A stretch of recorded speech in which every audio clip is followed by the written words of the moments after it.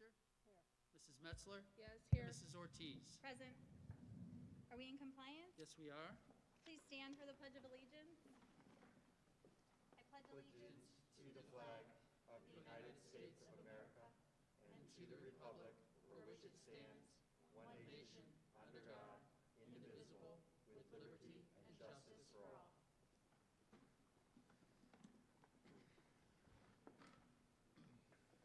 Do we have any correspondence? I have none.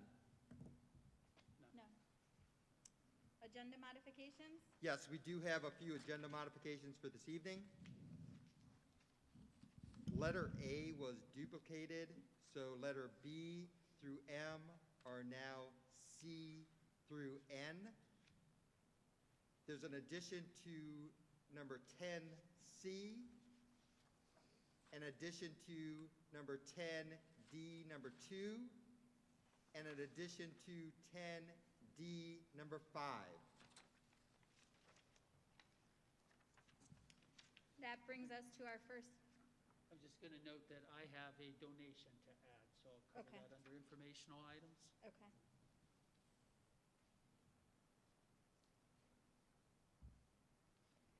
That brings us to our first hearing of the public. If there is something you'd like to say, we need you to stand up to the microphone, state your name and address for the record.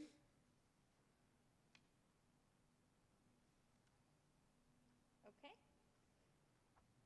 Approval of the minutes, So moved. Second. discussion. Roll call. Mr. Arndt? Yes. Mr. Dana? Yes. Ms. Fisher? Yes. Mrs. Metzler? Yes. And Mrs. Ortiz? Yes. The treasurer's financial report.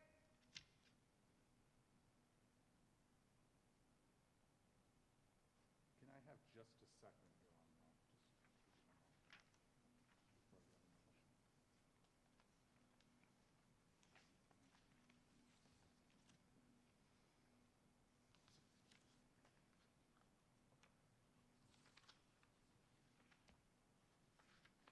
I would move to approve. I'll second. Discussion. Roll call. Mr. Dana? Yes. Ms. Fisher? Yes. Mrs. Metzler? Yes. Mrs. Ortiz? Yes. And Mr. Arndt? Yes. Approval of the invoices. So moved. Second. Discussion. Roll call. Ms. Fisher? Yes. Mrs. Metzler? Yes. Mrs. Ortiz? Yes. Mr. Arndt? Yes. And Mr. Dana? Yes. That brings us to informational items. Okay, you have the investment report. Again, no change there, except that, as we mentioned before, as higher interest-bearing CDs mature or are called, there aren't really great rates to go out to. On the donation side, it seems like every year French Chiropractic does a little day where they ask for donations for school districts or some other charity. And so we received 175 from that. And I also had an email from Jennifer Cross, our athletic director, who received an anonymous donation of $300 that had been made to the Gridiron Club and then was donated to Geneva Area City Schools to pay for 3 football students the remainder of their pay to participate fees. So Nice. needed to report that donation.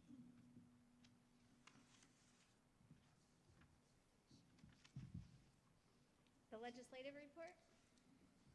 Thank you. We'll start with information from the week of November 3rd.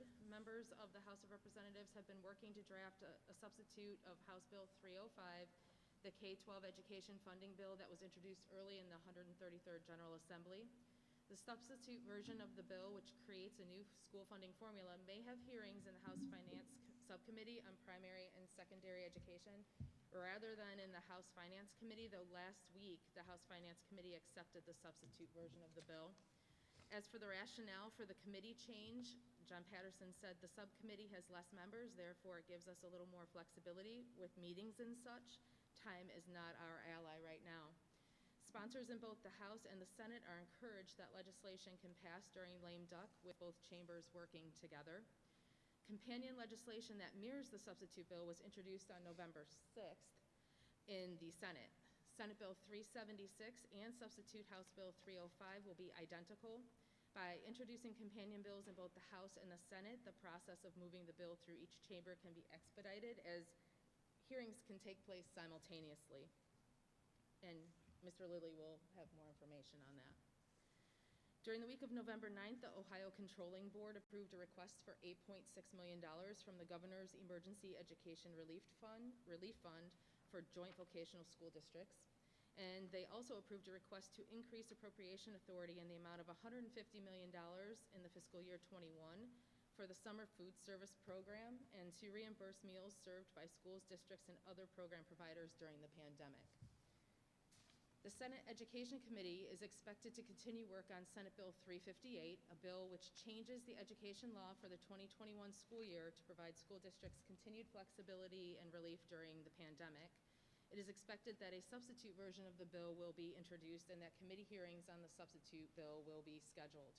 We've been talking about this for a number of months now. Yesterday, the Senate's plan to revise the Ed Choice program was discussed during a hearing about Senate Bill 89. The plan would replace eligibility for the performance-based program with entirely new criteria. The plan would designate buildings as Ed Choice eligible if they were ranked in the lowest 20% of buildings according to the Performance Index rankings for the 17-18 and 18-19 school years, and their district has an enrollment of at least 20% Title I eligible students. So they'd have to meet both criteria in order to be designated Ed Choice eligible. The plan would also increase to 250% from the current 200% the poverty threshold for the income-based Ed Choice expansion program, the cost of which is paid for by the state, not the districts. Despite the plan reducing the eligibility list of buildings by more than 700 buildings, there are still critical flaws in the plan that have to be addressed. They include the eligibility list should not include buildings with an overall rating of A, B, or C. So under the Senate's plan that they're initiating, 26% of the buildings most recently received an overall grade of A, B, or C. No new buildings that were never on the list should be added to the eligibility list, and the performance index ranking should not be increased from the 10% under current law to the 20% under the Senate proposal.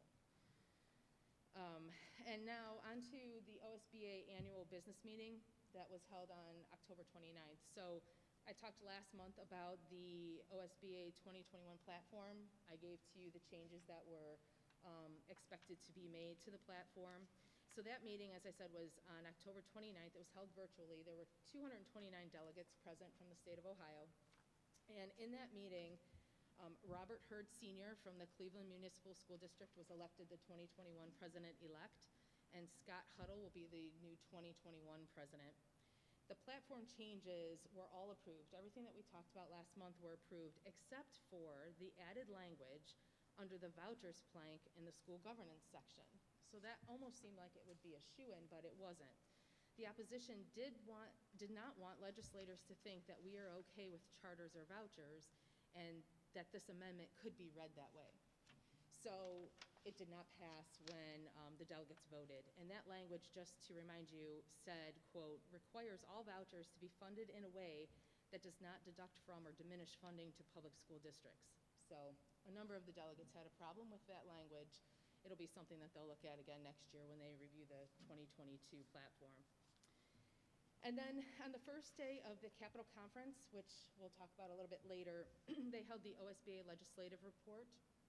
They had guest speaker of Dr. Howard Fleeter from the Ohio Education Policy Institute.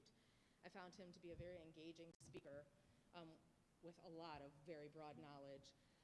So for his part, he gave us a history of the Ed Choice voucher program from inception to current, kind of getting us from where it started to how we ended up where we are right now, which was very enlightening. And he also talked about the GRF, or General Revenue Fund Tax Revenue Summary. A few key points from that were that the fiscal year 21 estimated tax revenues were reduced by $2.3 billion by the Ohio Office of Budget and Management.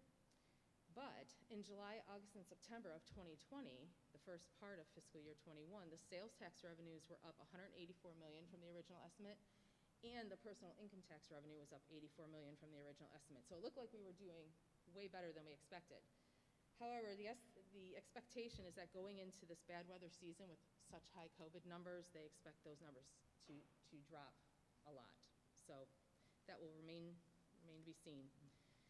As OSBA gave their portion of the legislative report, they said that they have an expectation of the Biden administration to work on increased funding for Title I programs, universal pre-K, and an increase in the mental health workers in the schools. So they'll be monitoring for those changes during the Biden administration here very shortly. And finally, OSBA expects additional hearings on that Senate Bill 358, which I talked about, which extends the educational provisions in House Bill 197 and 164 through this school year related to the pandemic. They said that they expect a substitute bill to be introduced, which would provide clarity around diagnostic assessments and health screenings, ed choice vouchers, and the teacher and principal evaluations. So that is what is up and coming according to OSBA, and that is the legislative report for tonight. Thank you. That brings us to the ATEC report. Yes. The ATEC meeting was held, their monthly meeting was held on Monday the 16th.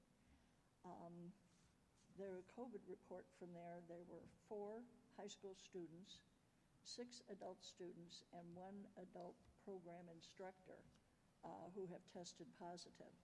However, there are 40 people in quarantine, 20 of them from the nursing program, where they came in contact with patients who were COVID positive.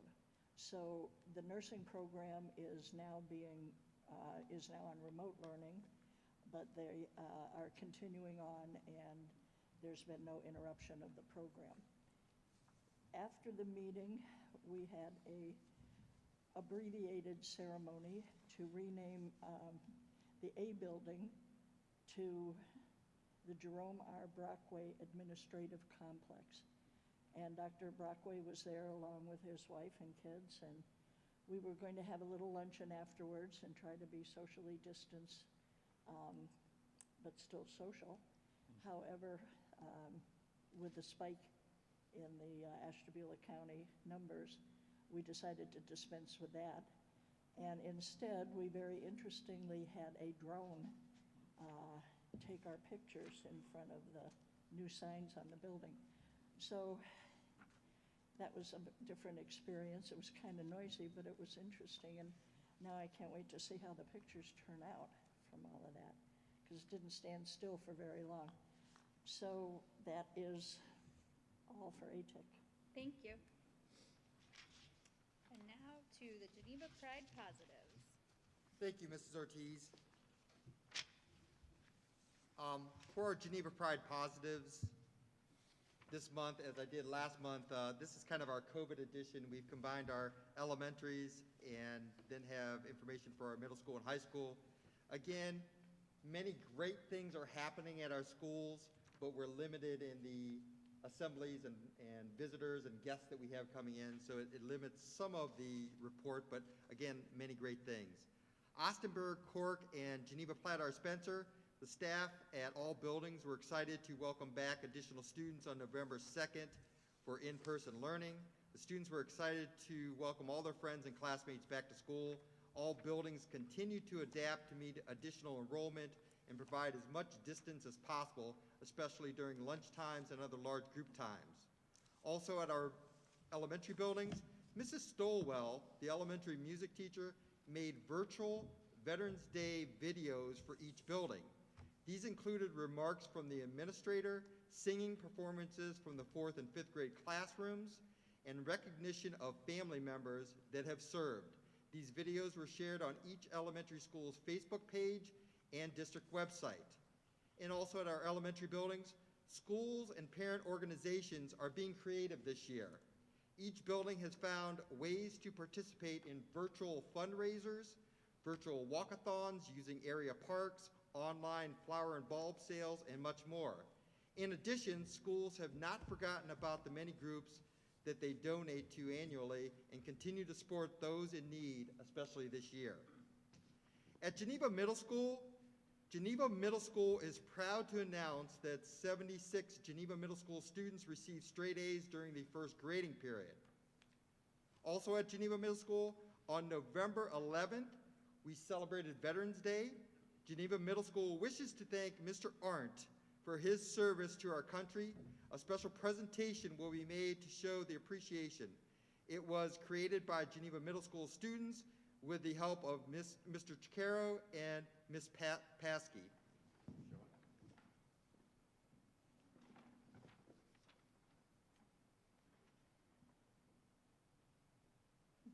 That's nice. So congratulations, and again, thank you for your service, Mr. Arndt.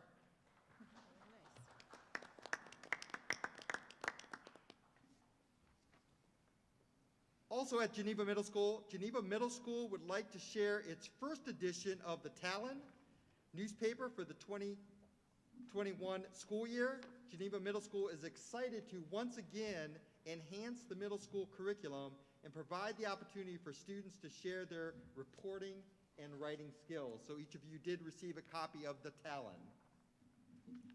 At Geneva High School, the Educational Theater Association, a national organization for school theater, heard about our play, Changing Our Voices in Distress, and will be doing a story on how the Geneva High School's theater program managed to do a production in 3 different performance options and helped give students a chance to perform during the time when school theaters are struggling.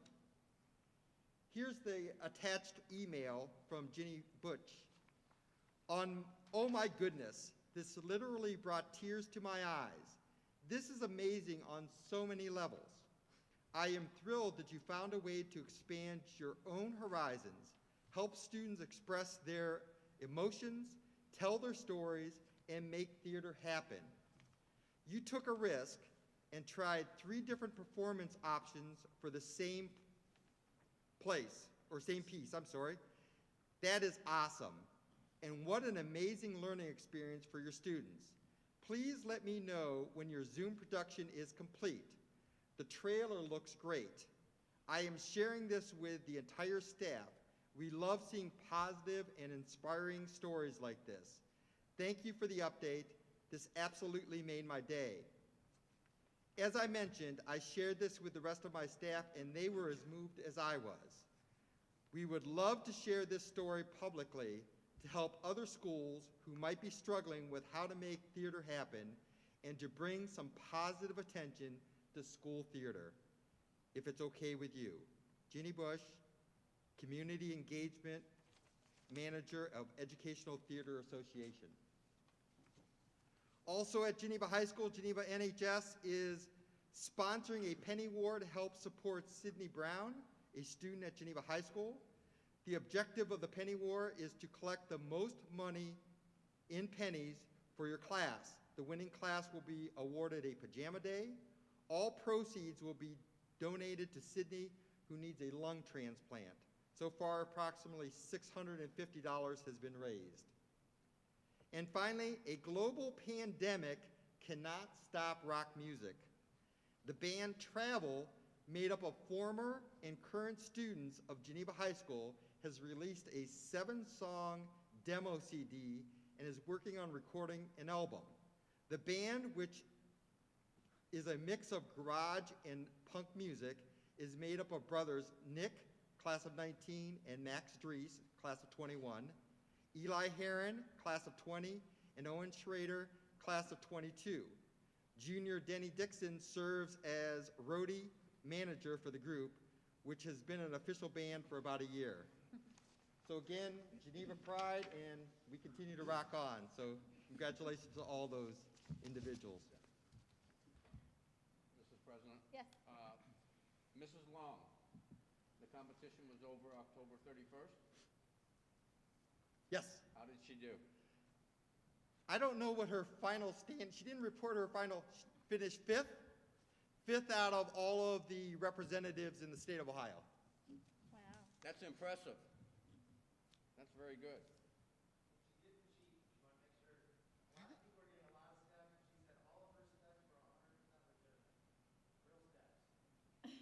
That's impressive. Well, she passed me, sometimes when I was walking, she would pass me maybe twice Why? So I know she was putting in a lot of steps on the same day, so. Well, 40,000 steps per day is a lot of steps. Mr. Anderson, that's a very nice plaque. I will stop down to the school and thank them. And thank you for the paper. This, you know, this warms my heart. Well done.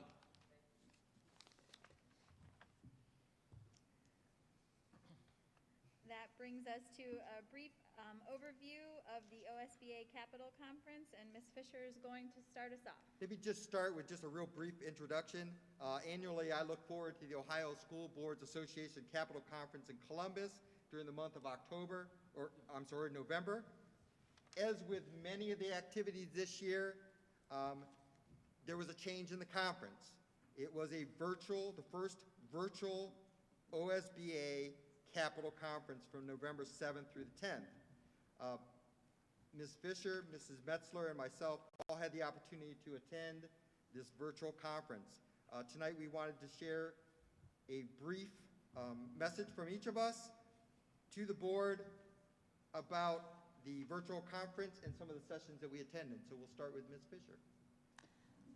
Yes, I was there. I checked in for the opening session and the remarks that were made, which are always excellent. They are people that have been around for a while and what they've learned and how they've learned, and hopefully helping to other people to avoid some of the mistakes and missteps they've made. I attended 5 different sessions. As a comparison, there weren't quite as many sessions available. And when you're in-person sessions, they usually have handouts that you can take with you. They did have the option of printing off handouts. However, I found that they have a page for every slide on their presentation, and sometimes the whole page would say page 1. Therefore, the whole presentation was 82 pages. So what I did was kind of go through and pick and choose the pages. The one session that I found the most,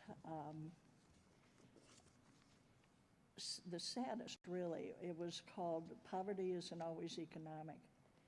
And it was talking about the emotional poverty that some of these kids bring with them to school and how it is a real thing. And a lot of the misbehavior and a lot of the strife and stress that comes along in a classroom is because the kids aren't getting what they need at home, and that lack of attention and so forth is showing up in the classroom. They had some ideas on controlling some of the kids, and after seeing that, I went back to do a session on how to engage parents and try to get parents more involved in school activities and basically raising their children. So there were some very impactful seminars there and sessions. So even though there weren't as many, there were definitely good ones that were worth attending. Another good thing about this is that they will all be on the internet until the end of the year, so that I'll be able to go back and pick up any sessions that I might have missed or were in conflict with something I was already seeing. So it was an interesting way to attend, but I did feel that it was definitely worthwhile and worth the time I spent. Okay, I also would echo those sentiments. Having nothing to compare this to from previous years, this being my first year, I thought that the way that they were able to put it together online was really very well executed. It wasn't exactly what I expected. It was much better than what I expected. It was very easy to navigate the website and to get to the sessions. And I found that there were, for me, not having been there before, there were a lot of sessions to choose from. Between the spotlight sessions and the learning sessions, I've done about 10 so far, and I'm about halfway through. So I still have half of Monday and Tuesdays to try and catch myself up on. But I took sessions that ran the gamut. I mean, from the family engagement, how to get creative to serve gifted learners, discipline issues, helping students thrive, and there was just a number of them, and that I found very interesting and gave me different views. I mean, what you think you know isn't exactly everything that you should know, and I learned a lot new from these sessions. I will say that I think the one that I liked the best, there were two actually, but the one that I liked the best was linking students to career pathways. And I didn't know, I guess I didn't read who the presenters were going to be ahead of time. I just was going by the topic, and it just so happened that the CEO of the Cleveland schools, Eric Gordon, was the primary presenter on that one, and I was very impressed with him. I'm a Cleveland school graduate. They've done a lot of things different in the many years it's been since I've been in school. But their focus in this particular learning session talked about really trying to get the kids to delve in to figure out what direction do they want to go in school. And what Cleveland schools found was almost every time that you talk about career pathways, you're talking about children that are planning to go to college. And there seems to be a lot of resources out there and plans and different programs to help kids try and choose their colleges, but one place that they were lacking was reaching the students that weren't going to college, the ones that were going to go out into the job market. So there was a lot of discussion about that and some of the partnerships and programs that Cleveland schools have developed around trying to help students in Cleveland get into some of these businesses as, maybe with mentors so that they are prepared for the working world when they graduate. He had many anecdotal stories about how there was just this misinformation between the local companies in Cleveland and their schools about the companies needed workers, and he had kids that were coming up through the ranks, and they had everything that they needed to go into these businesses, but yet somehow they were crossing paths, they weren't even meeting. So they got everybody around the table and they made this work. So he also, something else that was impressive was with the kids that are planning to go to college, the work that he did to partner with the businesses in Cleveland has raised $93 million in endowments, and any student that wants to go to a 2-year, 4-year college can get their college for free. I mean, that's absolutely incredible. About 50% of the kids take advantage of it, but the amount of work that he and his staff has done to try and bring these kids up in the Cleveland district was phenomenal. I was really happy to hear it. And some of the ways that they've kind of taken their high school experience, just really quickly, they've redesigned the high schools because they have so many. They've got high schools centered around career paths. So they have one high school for aviation and maritime. They have another high school for architecture and design. Obviously, it's not something a smaller district can do, but they've really taken what they had and really made it so much better and so much more accessible for the kids, and really trying to get them on the right path coming out of high school. It was very impressive. And then the other one that I found really good was the impact of trauma on student learning. They had I think she was a therapist from Akron Children's Hospital speak. She was a great presenter. You can tell though she deals with children, the way she spoke or whatever, but I mean, you didn't have to think too hard to understand her because she laid it all out in very simple terms. But I've heard about this from the teachers in our district where they have some difficulties in the classroom with some of the students, call it discipline problems or emotional problems or whatever the case is, that you think stem from home. And I've always said, well, why do we have to be the social workers in the classroom? Why, as you as a teacher, a social worker, why is it your responsibility? And they explained it to me, and I understand it a lot better. And then this particular learning session really broke it down. Why our teachers have to do what they do to help these students so that they can continue to teach the class and all of the other kids in it. So she just kind of broke down, why do kids behave this way in class, and what is it about what happens at their home that causes them to behave this way. So I got a lot out of my first 10 sessions, and I appreciate you allowing me the opportunity to be a part of the Capitol Conference. Thank you, Mrs. Metzler. And I'll echo their thoughts as, again, it was well prepared, and I think everyone here has been to the conference. So one of the difficult things about being at the conference is you look at that schedule and I can only make it to one session between this time slot, and you're hoping that you made the right selection.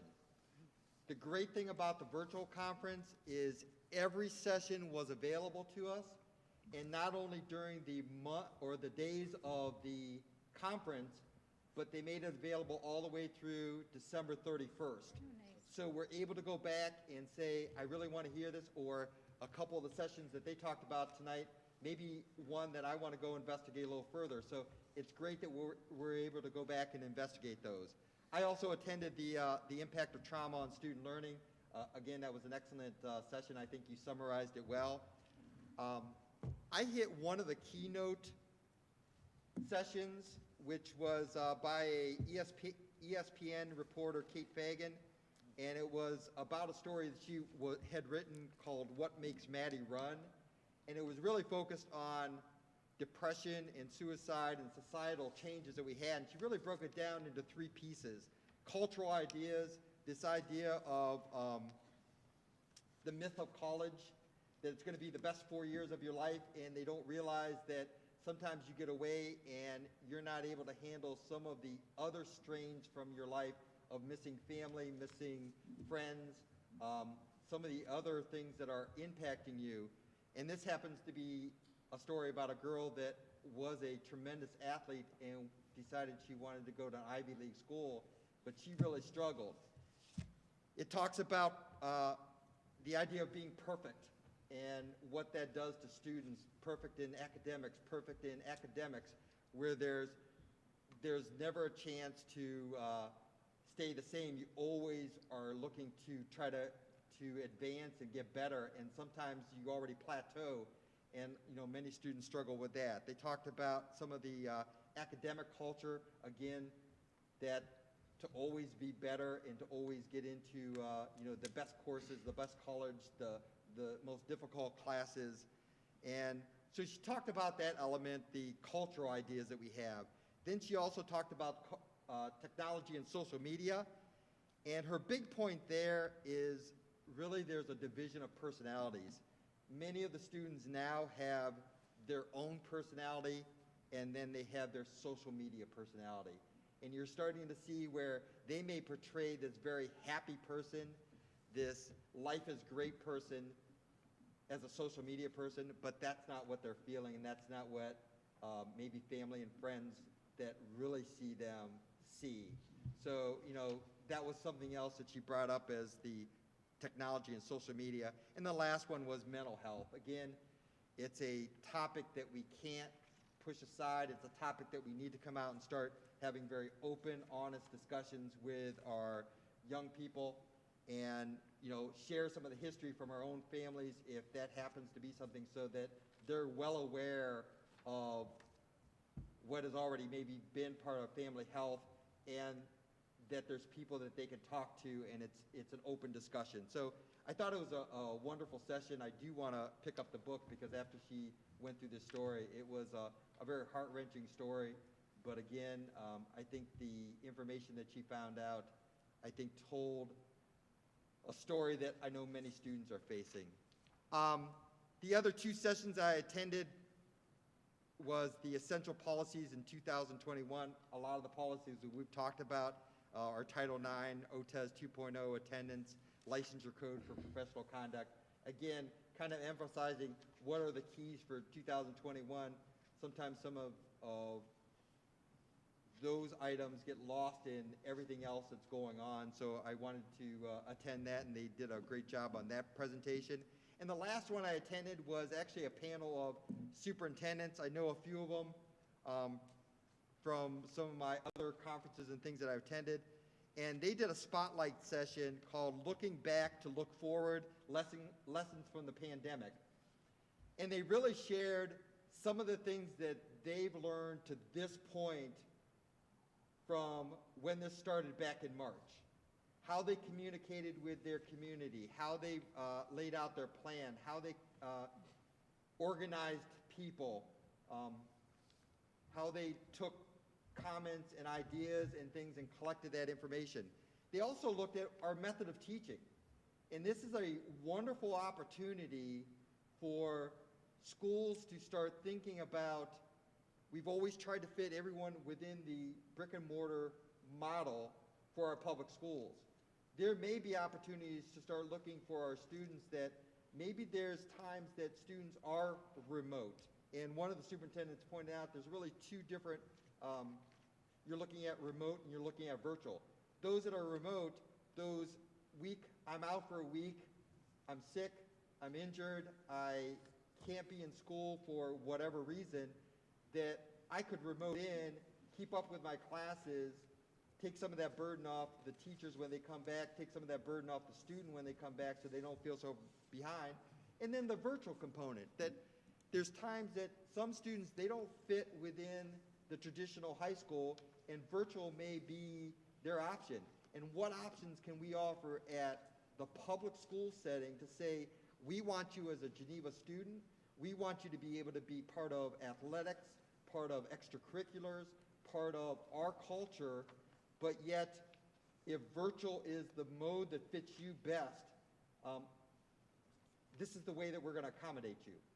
So if it's with a device, if it's with a hotspot, if it's with the curriculum that's going to meet their needs, and again, that's looking at how we're using our current staff and how we might be able to accommodate those students that virtual may be the best fit for them. So I think it was great to listen to some other superintendents discuss some of the issues that they went through. I know one of the schools, a lot of these were larger schools. One of the schools that they shared happened to be Lakota, and they have, I think, about 17,000 students at Lakota, and they had 4,000 that were online. So again, and many of those students, that was the mode that they felt comfortable with. It was a family choice, it was a student choice. So again, they were talking about what do they want to do, and this is a great opportunity for schools to really look at what we're presenting. So again, some great ideas. I already started jotting down some notes of what we could do to maybe look at that as some options as we move forward, because I think if we don't take advantage of our opportunities right now, we may be lost in the dust, and some of those students that might have opportunities at a nearby school might decide to leave. And again, we want to try to keep all our students here and provide the education that Geneva can provide. So, but thank you very much for the board for allowing us to attend. Thank you. That brings us to item 3. Due to the current pandemic and potential for change, adjustments are necessary to the district calendar. I recommend that the board approve changing the early release days on December 11th, February 12th, and May 6th to full school days for students and staff. I'll move. Second. Discussion? Roll call? Mrs. Metzler? Yes. Mrs. Ortiz? Yes. Mr. Arndt? Yes. Mr. Dana? Yes. And Ms. Fisher? Yes. That brings us to item number 4. We have policies for a first read that are listed here. Yes, these are all revised policies, except for in the third column, second to last, 8450.01. That is a new policy that has the protective facial coverings for pandemics and epidemics. That is a new policy. And then also when you go through these, and we won't have approval until the next meeting, there is one policy that is completely in red. That policy is being deleted. It was replaced by policy 2266, which was the Title I or Title IX policy that we approved at the August 2020 meeting. So again, when you see that, I didn't want you to, I wanted you to know what the complete red policy was. And if you do have any questions or concerns, again, during this month between this meeting and our December meeting, again, please give me a call. Just for the record, I have concerns with 2270, 2431, and 8800, which we don't need to discuss now. Okay. I'll mark those and we can talk further. Thank you. Anyone else? Okay. Item number 5, I recommend that the board recognize indoor track and field for the 2021 season as presented in the attachment. So moved. Second. Discussion? Can I ask a question here on this about, I know that with track and field, we had made this change, a while ago because we're dealing with budget cuts here. Can we talk about, and the concerns I have here is that they're not permitted to participate in winter sports, annual banquets, things like that. I'm just wondering is there a point here where we're thinking about maybe bringing that back and have it be more recognized or no? I'm just asking. I think when they put the indoor track in, again, it's not a sanctioned Ohio high school athletic sport. It was put in so that students that did run track would have the opportunity that they could participate during the winter season if there was indoor facilities available. It allowed for the coaches that coached the outdoor season to then be able to coach indoor track and work with those athletes. And they did, the only language that Ohio High School put in place is that the athletes had to participate at least in one of the indoor meets to be able then to participate in the outdoor. We never, at the time this was set up, since it wasn't a recognized sport and really was self-funded and operated as an individual sport, a non-sanctioned sport, they didn't have that as being part of the awards banquet. Many of their awards, their achievements are done through the meets and competitions that they compete in. So, Mr. Dana, this was never part of any reductions. This resolution has been put in place ever since they wanted to do indoor track with the availability of Spire and having an indoor track nearby. So, Are there any districts that recognize indoor track? Or I'm just... Not that I'm aware of, but I could definitely check with the schools that participate through the CVC or some of the other schools that do participate. I put this in front of the board, and I do have a signed copy of this. Knowing that we're not sure if indoor track will happen this year.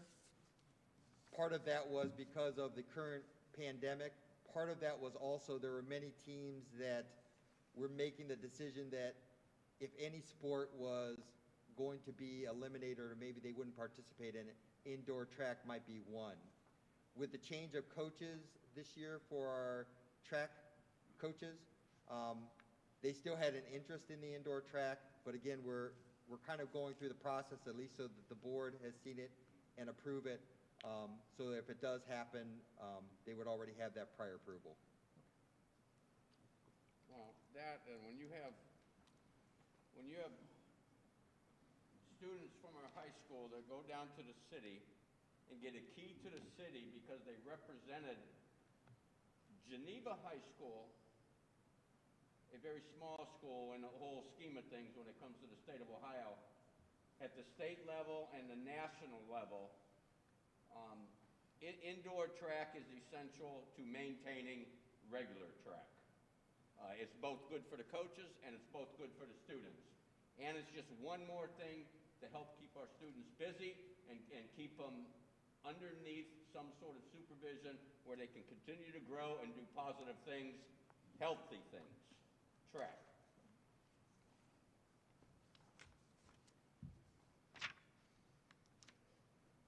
Roll call? Mrs. Ortiz? Yes. Mr. Arndt? Yes. Mr. Dana? Yes. Ms. Fisher? Yes. And Mrs. Metzler? Yes. Item number 6, I recommend that the board approve the following resolution authorizing the execution and delivery of a replacement agreement to the Master Electric Energy Sales Agreement between the district and Power for Schools, endorsed electric supplier, NG Resources LLC, effective 10/29/20.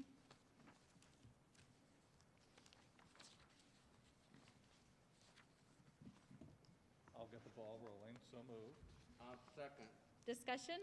I do have a question. I was looking through this and I couldn't there was like a change that was made, a handwritten change, and I just couldn't read what that was.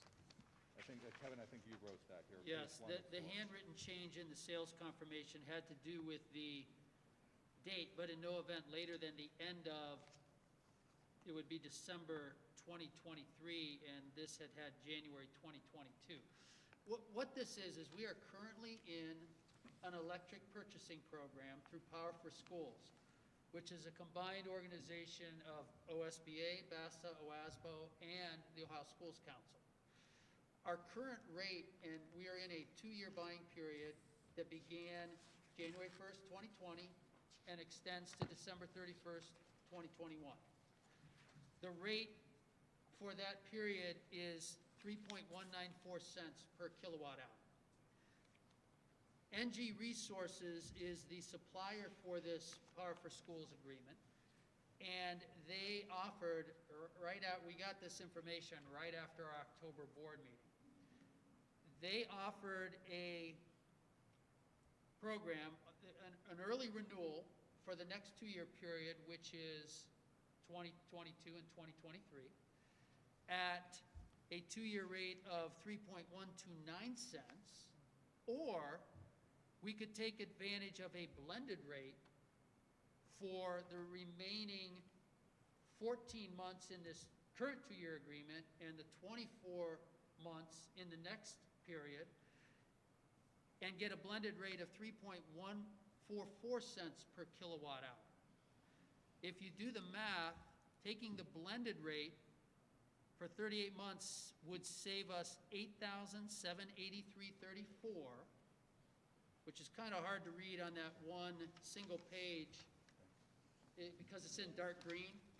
And the savings, if we waited and took the lower price for 24 months in 2021 or 2022 and 2023, would be $7,168.85. So by taking advantage of the blended rate, we save an additional $1,614. Now, this is asking you to approve retroactive to October 29th because in order to take the blended rate, I had to enter into an agreement prior to November 1st so that this could begin with the billing in November.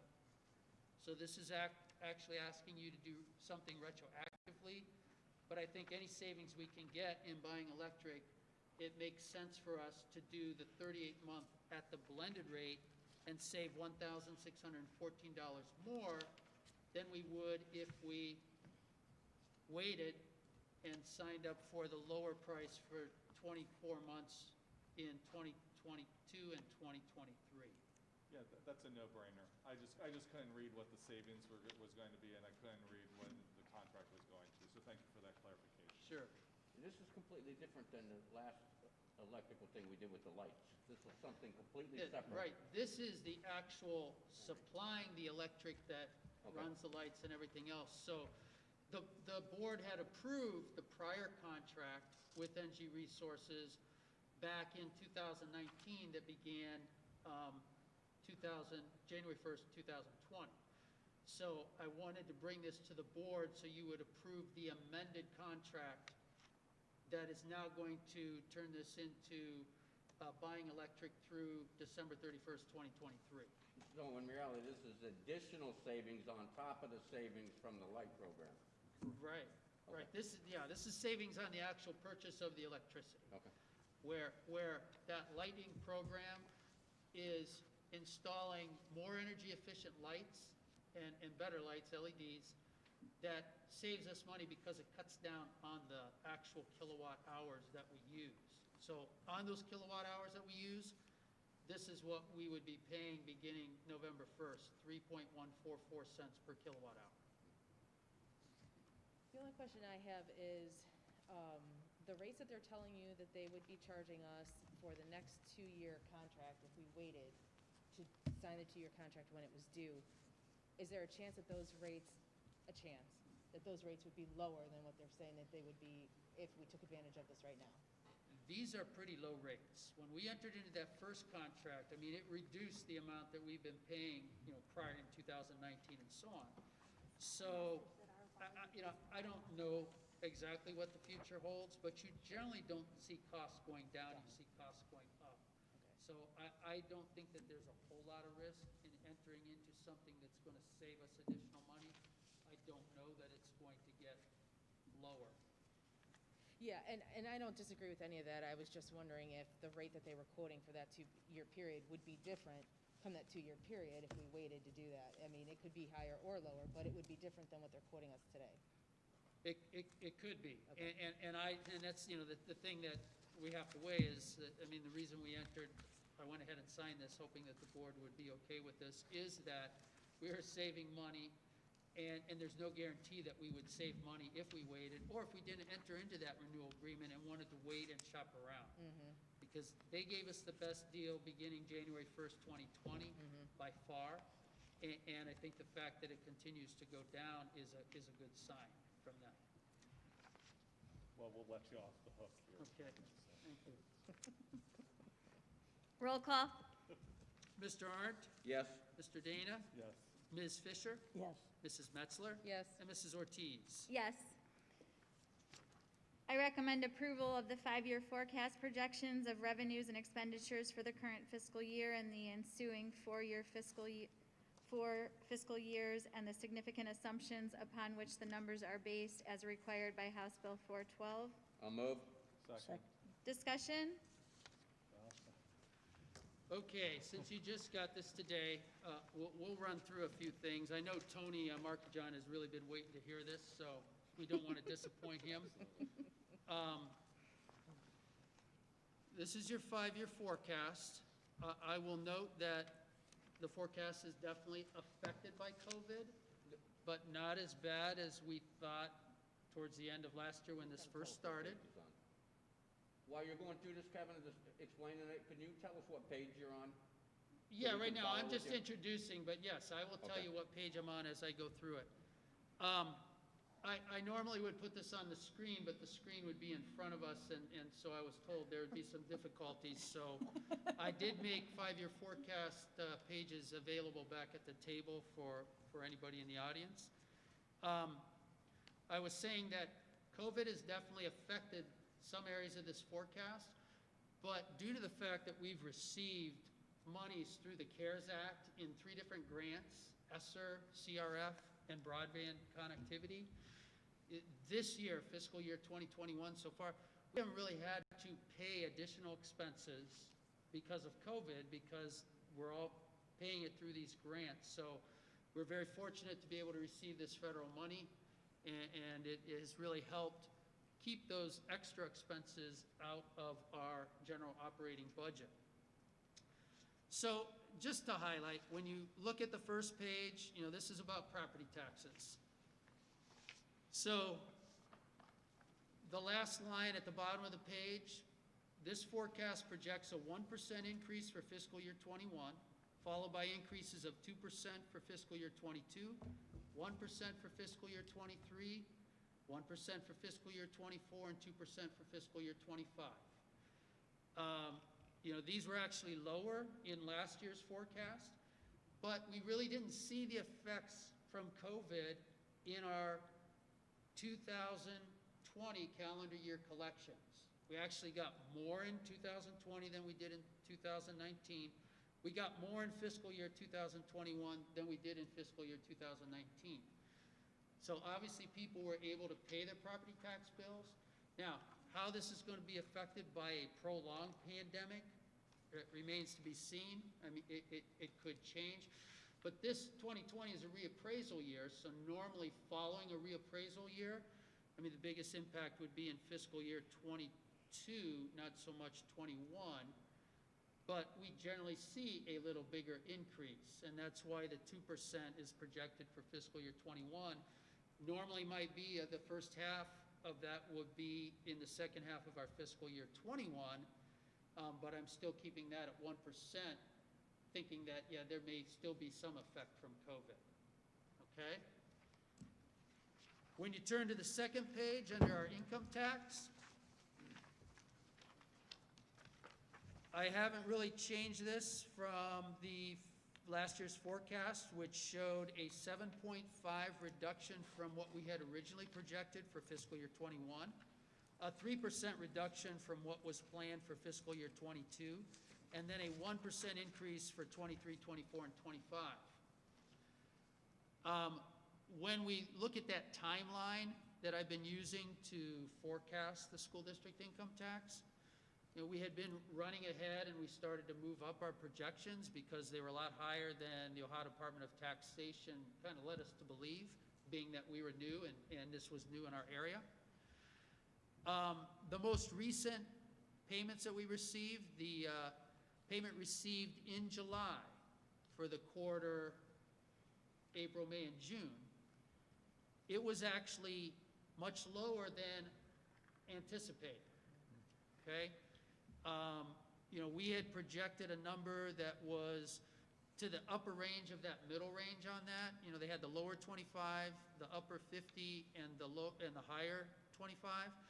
The range for that middle was 35.7% to 43% of your full collected value. And I had projected almost 1.4 million for that quarter. We received $858,446, which actually is even below the lowest range. The lowest range begins with 32.8%, and the average for all districts receiving this in their sixth quarter was like 40.7%, and we were at 25.8%. But in the most recent payment in October, it went back up. We had projected 702,741 based on, I think, about 21.1%, one less than the top of the middle range. And we actually received $930,884, which is 28% and is above the highest range, which was 25.8%. We received 28%. So this isn't an easy thing to gauge. But when you look at the two payments combined, we were looking at getting about $2.1 million between the two quarterly payments, and we received a little under $1.8 million.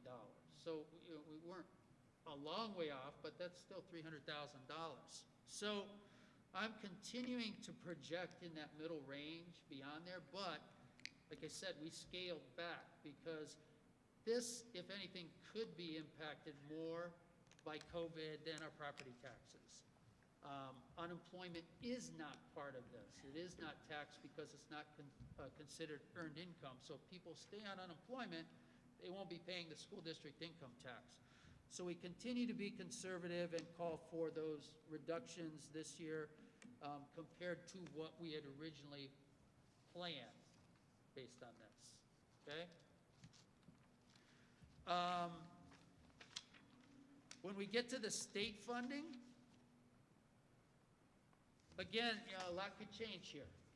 So What page are you on? this is in page 4. And when you look at the notes for fiscal year 20 to 21, at the bottom, it says substitute House Bill 305 is now on the move, and a companion bill, as Mrs. Metzler reported, Senate Bill 376 was introduced in the Senate. We know that we had our reduction last year, $433,027. It was taken out of our last 3 foundation payments, so greatly reduced those 3 payments. And right now, the only thing that the state has done is continue that same level of reduction for the entire year. So that's basically that same $433,027 now spread out over 24 foundation payments. So 3.79% reduction, which is reflected in the basic foundation aid in this forecast. But again, and I'll touch more on this at the end of the meeting where there's a resolution that we're asking the board to approve on the Fair School Funding Plan. So I don't want to talk a lot about that now.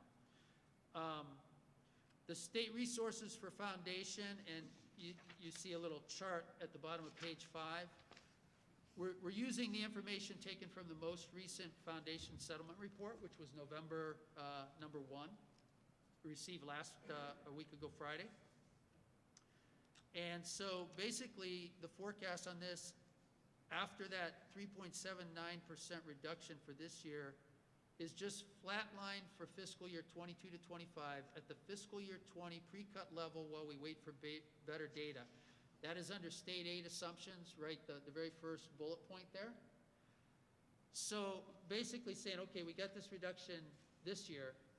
I'm not necessarily anticipating any reduction in state funding is afforded. I mean, things have improved economically, but that could all change again if there had to be another shutdown that put businesses out of business and they're not able to pay their taxes. So that's the main state aid assumption. Another thing that is affected in the middle of page 5, casino revenue. So in casino revenue, I think I'd originally projected a 50% reduction for this year. So the first payment was down drastically. No, I'm sorry. I had projected a 40% reduction. I'm changing that now on the last line there, that this will estimate that payments will continue to fluctuate on a downward trend as they have been from fiscal year 20, after showing a 26% reduction in fiscal year 21 due to the COVID-19 pandemic and casinos being closed. So while they were closed, that quarterly payment that we received in August was only just under $32,000, where we were generally receiving somewhere between $61,000 and $65,000. So it was almost half. But I took a look at the casino tax revenues on the Ohio Department of Taxation website, and for the most recent quarter,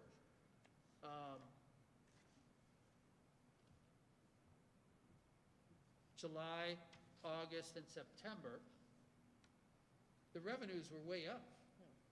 They were up higher than previous quarters prior to the pandemic. It was $72 million. And previous quarters to the pandemic were showing like anywhere between, I think, 62 million and 68 million. So the casinos opened back up after the closure, and people are gone.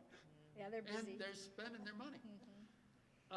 So if that continues, again, if they're not shut down, I adjusted that reduction down a little bit. Instead of 40%, 26%.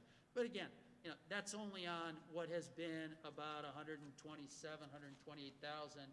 The highest you see was 135,000 in fiscal year 14, and it has declined, and I think our assumption here was correct with all the other gambling venues that open, racinos and things like that, at the different horse tracks, that there's a lot of competition for it, and we're not getting a part of that competition. We're only going to get money from those that go to the actual 4 casinos that were approved by law. Is there any truth to the rumor that Mr. Cugula, Ms. Fisher, and Mrs. Metzler, that they were spending their stimulus check at the casino after the Capitol That's Conference? an unsubstantiated report, Okay, yes. just wondering. So, you can see the other things. There has been no impact on economic disadvantage funding, career tech. Catastrophic costs, I did raise that a little bit because we got a very good catastrophic payment this last go-round. It was $152,571. The previous year's reimbursement was $117,123, and that was on a reduced percentage paid. So remember, this is something that's appropriated, subject to appropriation. So we turn in, and we were actually eligible for over $300,000 in reimbursement, actually over 400. We received $152,571, which represented 27.16% of what we were eligible to receive. In the previous year, that percentage was 32.11%. We've had more, I think, more kids and higher costs that were submitted for catastrophic costs. On page 6, you see the property tax allocation note that goes to line 1.050. So again, this property tax is usually used as a percentage of the gross property taxes, and that percentage has been going down because of homestead reimbursements that have been reduced. So fiscal year 20 percentage was 11.95%. The year before that, it was 12.58%. I am using 11.5% for the remaining years. I think eventually we're going to reach the bottom out of this homestead reduction. It's been occurring for a number of years, and I think eventually we're going to be down to where only those people eligible are paying every year. They had increased the income eligibility amount, so it took a lot of people off the homestead reimbursement, or people that, you know, might have been eligible not getting it when they hit age 65. Kevin, Yes, sir. have we looked at how many pieces of property are sitting empty in the county because they can't be transferred because of the new laws with septic and such? I mean, how many pieces of property does the land bank own right now? We get quite a few notifications, but that's something that I really wouldn't have the time to dig into, I don't believe. I mean, you know, we get numbers from the county auditor on our settlements, on our Schedule B and so on, and that's what we use in this forecast. But to find out how many vacant properties might be in our district, I don't know that it would be. That would impact this. Well, the biggest impact on the property tax collection has been the changes in homestead. That would impact the gross property taxes, and thus, yes, would have an impact on this. But, you know, looking at this in terms of historically, you know, here's what we've been collecting. You see the changes on that first page to our valuation. I mean, that valuation includes, you know, whatever the value is from any properties in our district. And we're receiving real estate tax collections on any property tax owners that are paying their property taxes. There's delinquencies that are included in those amounts. So I really think that that's the best that I can do and have time to do everything else that we do. Under all other revenues, I'm going to skip to the bottom, the interdistrict open enrollment. This has really dropped. And if I had been able to use the screen, excuse me, I'm going to get a drink here.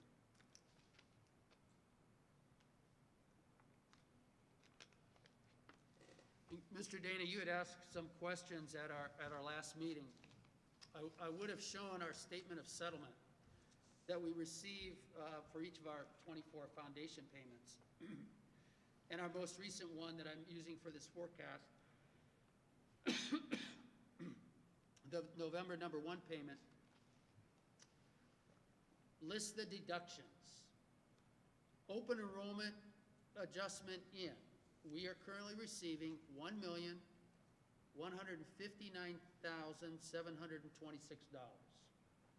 So that's the money we get for the students coming to Geneva via open enrollment. That had been as high as over 1.5 million, so it is down. But at the other end, the amount going out is up. Currently, it's showing as $714,460. I think a number of these deductions here are COVID impacted. As you saw in the enrollment figures, we've lost a number of students. So we have $714,460 going out via open enrollment. We have $659,688 going out to community schools, charter schools. We have $90,478 going out to STEM schools. And we had a big increase in the scholarship transfers this year, $265,114.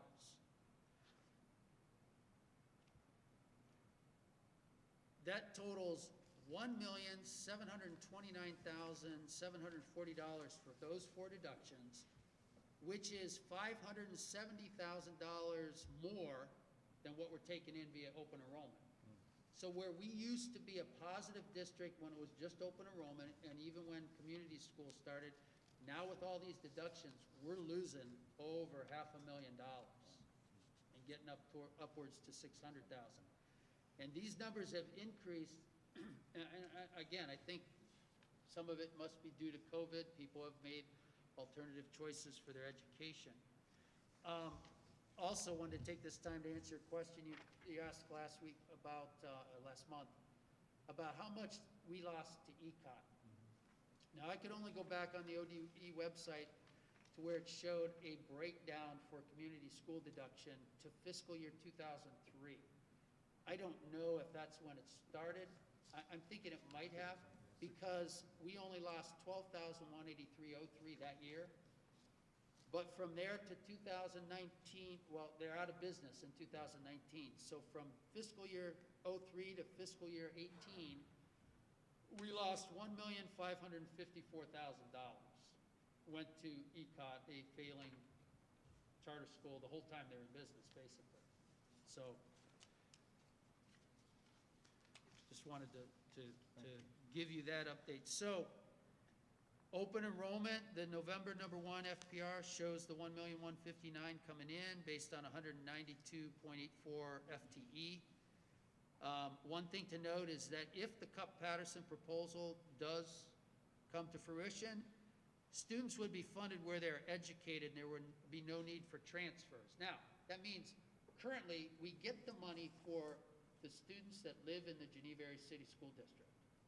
And then if they choose to go elsewhere, it's taken away from us and sent to them. But we don't get $6,020 in state aid, but $6,020 is taken away from us. So we will only get funding for those students that we educate, and the charter school students, the open enrollment students, they'll get funded directly in the district where they're educated. So we won't see these deductions anymore, which are really bothersome. But we won't be getting the funding for these kids, and it won't be taken, so we won't have that loss of getting less than is being taken out. We'll be funded for the kids we educate. At the top of page 7, again, and this is a small amount, but we had just started last year serving typical students in our preschool at Austinburg. We're expecting to get about $8,100 for that. That was reduced after the closure last year to $5,280. I'm not seeing any payments much this year. They just took some payments for October for 2 students. And with what we have going on, I don't see that increasing much. As a matter of fact, I've only projected about $1,920 for this year, and that may be not happening. We'll see. In the second paragraph, interest income, definitely affected by COVID. I mean, the rates were already going down because of trade wars before COVID hit, but with COVID, I mean, the Fed rate is down to almost 0, and it's projected to stay there. I just found out today in a Center for Public Investment Management session that I attended because I need 6 hours of CPIM credit every year, and with the closure or the not having professional development opportunities, I had 4 in March, and I needed 2 more. So I had to do 2 online virtual CPIM sessions that were offered today. And the investment person there projected that this could, the Fed may keep that federal funds discount rate down through 2023. Now, I had projected in here that our earnings would be down, cutting about half for fiscal year 21 and 22, and then start coming back up in 23. So that may be a little early. I had prepared this before I attended the CPIM session, and I did not go back and change it, but that will remain to be seen. So that's definitely, we had built up $152,412 was the highest investment earnings we had in a long time in our general fund, and now it looks like they'll be going back the other way. Pay to participate, definitely affected. That's the last paragraph before that little chart there. Don't know what's going to happen this year. We completed our fall season. We've been collecting pay to participate fees for the winter. Now our winter sports are going to be on hold, it looks like, possibly, depending on what the board does until January. And then we have to see if we get winter sports and spring sports in. So right now, I just show that down for fiscal year 21 at the level it was at in 20. And then hopefully coming back up in 2022, hopefully we'll be done with this pandemic at some point. All other financing sources, another thing that COVID's going to impact, well, no, that's going to come later. All other financing sources, we are also receiving the benefit, because of COVID, of some BWC rebates that Governor DeWine has pushed. So in our last forecast, and when we received our last rebate last year, we were told in a letter from BWC that there were no rebates expected in the future.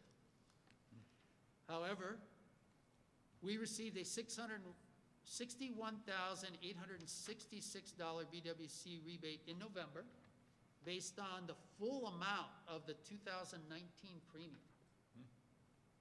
And then, because the governor was pushing his $5 billion back request to ease the COVID-19's continued impact for employers, we are slated to receive $230,429 rebate in December,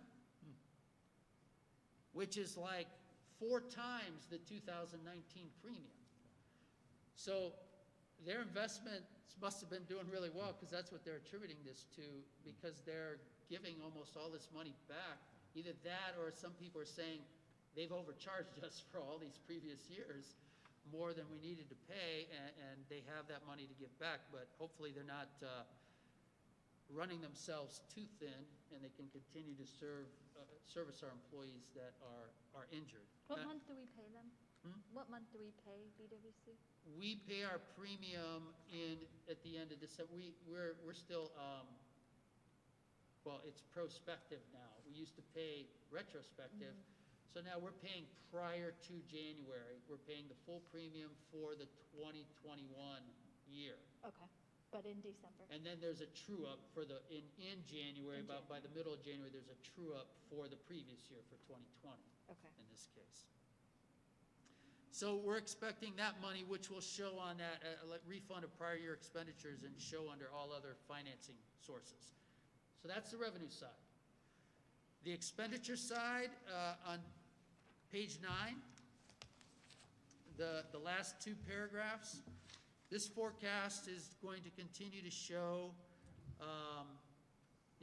we've had a number of effects to this forecast because of the COVID pandemic. We put off restoring some cuts that we had planned for this year, and I have them coming back next year. We did add kindergarten all day, every day. We had to change the high school art, and we had some savings from the elimination of midday kindergarten bus routes this year. And then we also show the educational credit for teacher increase, along with a general 3% increase each year, the forecast. So on the wage side, there's 3% worked in for anything to do with wage increases over and above any of these changes, restoring cuts and so on. So I mean, you're going to see a bigger increase next year if we're able to restore those cuts, because we're adding that payroll. On the fringe benefits side, the bottom of the next paragraph, we had no insurance premium increase for fiscal year 2021. After keeping it down to 3% last year and 5% the year before. So we're only projecting a 3% overall increase in fringe benefits, which is your payroll related, your retirement, FICA, and workers' comp. And then this forecast projects a 5% overall increase for each remaining year of the forecast, along with changes that were noted above there prior. I mean, basically, with the restoration of cuts, there's additional fringe benefit costs. With the savings from the midday kindergarten, there's a decrease there. There's also some savings that I've worked into the first 2 years on the retirement savings we saw this year, less any severance payouts. We only had 2 teacher retirements this year. We saved about, based on who replaced them, about $37,000. And I'm anticipating maybe 2 retirements next year and the same savings, so that's worked in here. On the purchase service side, bottom or in the middle of page 10, just before the supplies and materials, we have a 5% increase here that's projected after adjustments, and those adjustments, concern building bridges and the DD units, as well as some of the restorations with transportation and so on. If kids are in school, we'll have those special education costs back that we saved on last year. But if they go virtually, we'll have the savings again that we saw in the last 3 months of last year. Supplies and materials. After the new science textbook adoption for fiscal year '21, which we put $725,000 in there to cover supplies for fiscal year '21. We hope to be at the $650,000 per year level, so that's throughout the rest of the forecast. Capital outlay, when we talked last year, due to our strategic planning and the need to keep up with our technology plan, and again, if we ever get them, we're able to order Chromebooks using the ESSER funds that are available to us through practically the end of 2021. We still will have to make an investment in our general fund. And after having some very low expenditures for capital in our general fund, I mean, if you look, we only spent $42,507 in fiscal year '18, $47,864 in '19, and $170,435 in '20. And we also purchased a lot of Chromebooks using a capital fund that we have. So that was kept out of general fund. But I'm anticipating that we'll have to spend at least $200,000 each year to keep up with technology and the other expenditures that we make in the district for equipment. The other objects, now they went up last year with the first full year of the school district income tax because of the addition of an administrative fee that adds about $40,000 a year. So this forecast projects about $278,000 per year on that line. Other financing uses, advances and transfers out. This is going to definitely be affected by COVID. With what's going on in the lunchroom this year, and not having students in every day, not having the ability to actually go out and deliver meals like we were at the end of last year, at least, not up to this point in time. The lunchroom is not receiving much money except through their reimbursement. And I had anticipated a question and had meant to point it out, but if you saw your lunchroom report, on one of her lines, she had a negative amount. That's normally where she'd be receiving money in the cafeteria for paid lunches, for a la carte purchases, for breakfast and adult lunches. Because all of the prepayments that go through our My School Bucks are put into that line when they're received with any money that's been actually applied to a la carte items that are outside the typical type A lunch, any breakfast purchases outside the normal breakfast that's reimbursable, and any adult lunches. That money has to be taken from there, so it ends up taking more than what we received on that line item. So that's why that negative was on her lunchroom report. But last year, we had a pretty high transfer, $79,065.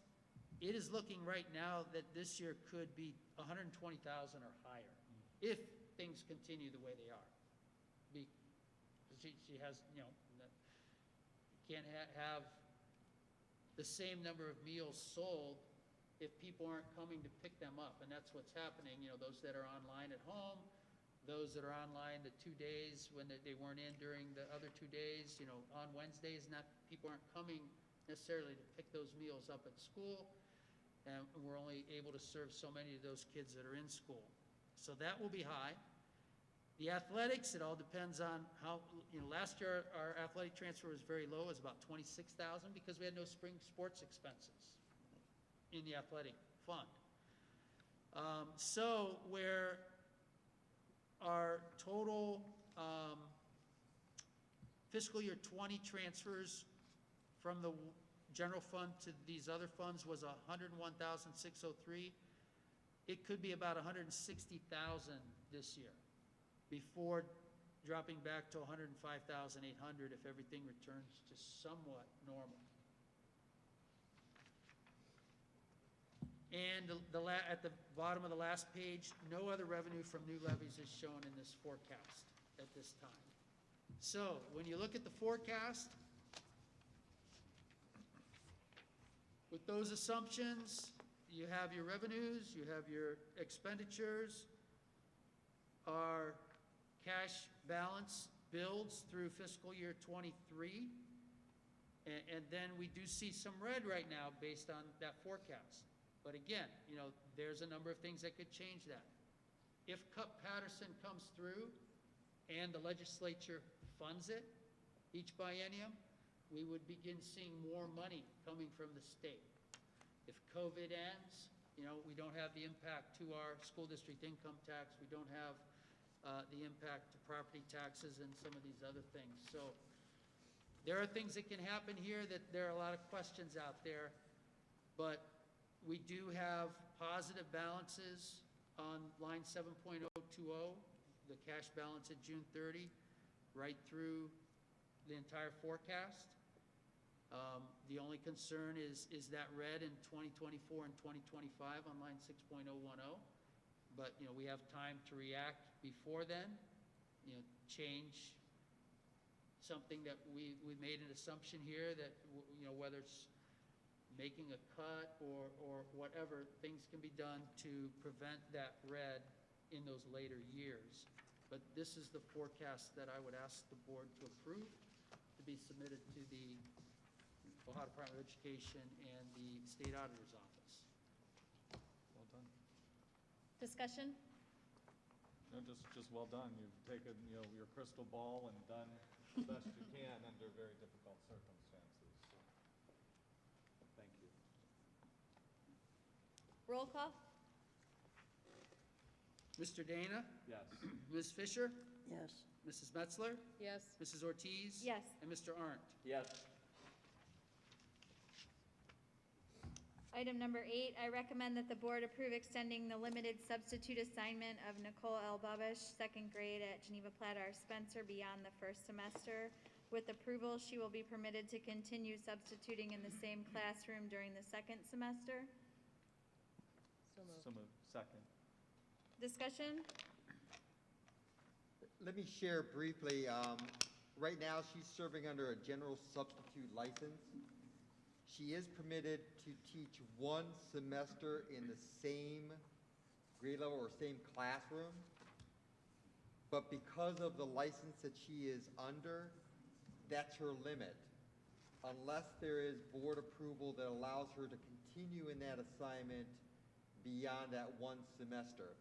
I did receive recommendation letters from Mrs. Gustin, Mrs. Moore, who's a second grade teacher there, and also Mrs. Bryan, again, commenting on the wonderful job that she's done, especially in the year that we're in, that she has great communication with her students. The other teachers has worked very well, and they highly recommend that she would continue in that. But again, I wanted to make sure that we had the correct approval to allow that. Thank you.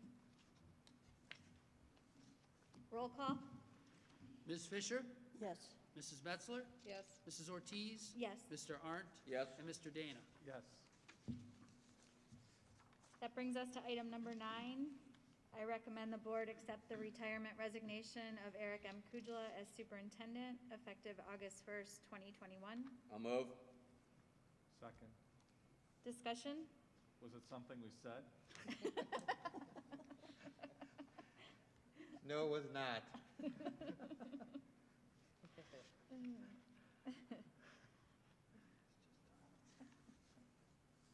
Roll call? Mrs. Metzler? Yes. Mrs. Ortiz? Yes. Mr. Arndt? Yes. Mr. Dana? Yes. And Ms. Fisher? Yes. Mrs. Ortiz, can I add one comment to that? Yes, please do. I wanted to allow at least the roll call vote first.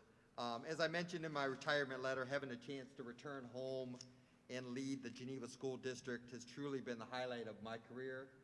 To have it come full circle as a Geneva student, as a GHS graduate, as a coach and teacher here in Geneva, as a principal in Geneva, and then have the opportunity in my final years to serve as the superintendent has truly been memorable. I'm sure this is one of many thank yous that I'll be given during this time from now till the end of my tenure. But again, thank you to the board, thank you to the administrative team, the teachers, the staff, the students, the parents, for your support, your confidence in me, your commitment to our district, and again, always showing your Geneva and Eagle pride. So again, thank you. Thank you. Item number 10, personnel actions for 2021 contract year. So moved. Second? Discussion? I have concerns with item 10B and 10D2. That's all I have to say.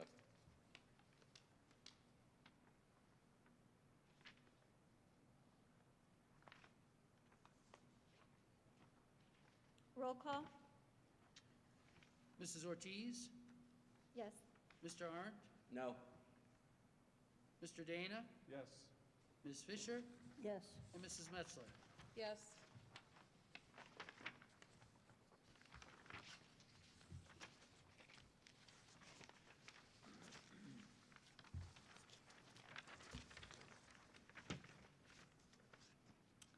Item number 11, I recommend the board approve the following volunteer coaches for the 2021 school year. I'll move. Second? Discussion?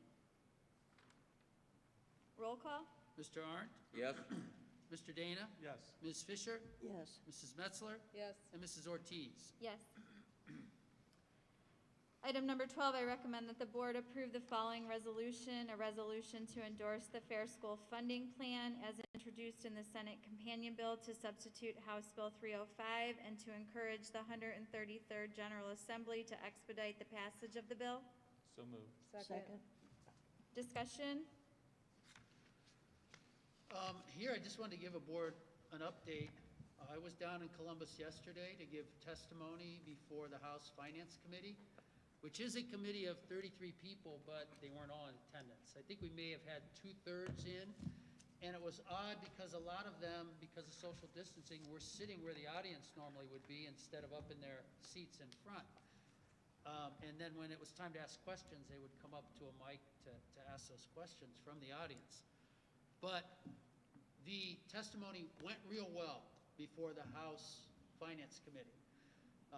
Base cost, distribution, and sponsor testimony had been conducted last Tuesday, and then this past Tuesday were the rest of our subgroups, and transportation was the last one.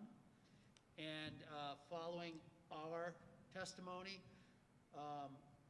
the base cost subgroup superintendent, Tom Hosler from Perrysburg Local Schools, kind of did a wrap-up and a challenge to them to get this passed quickly.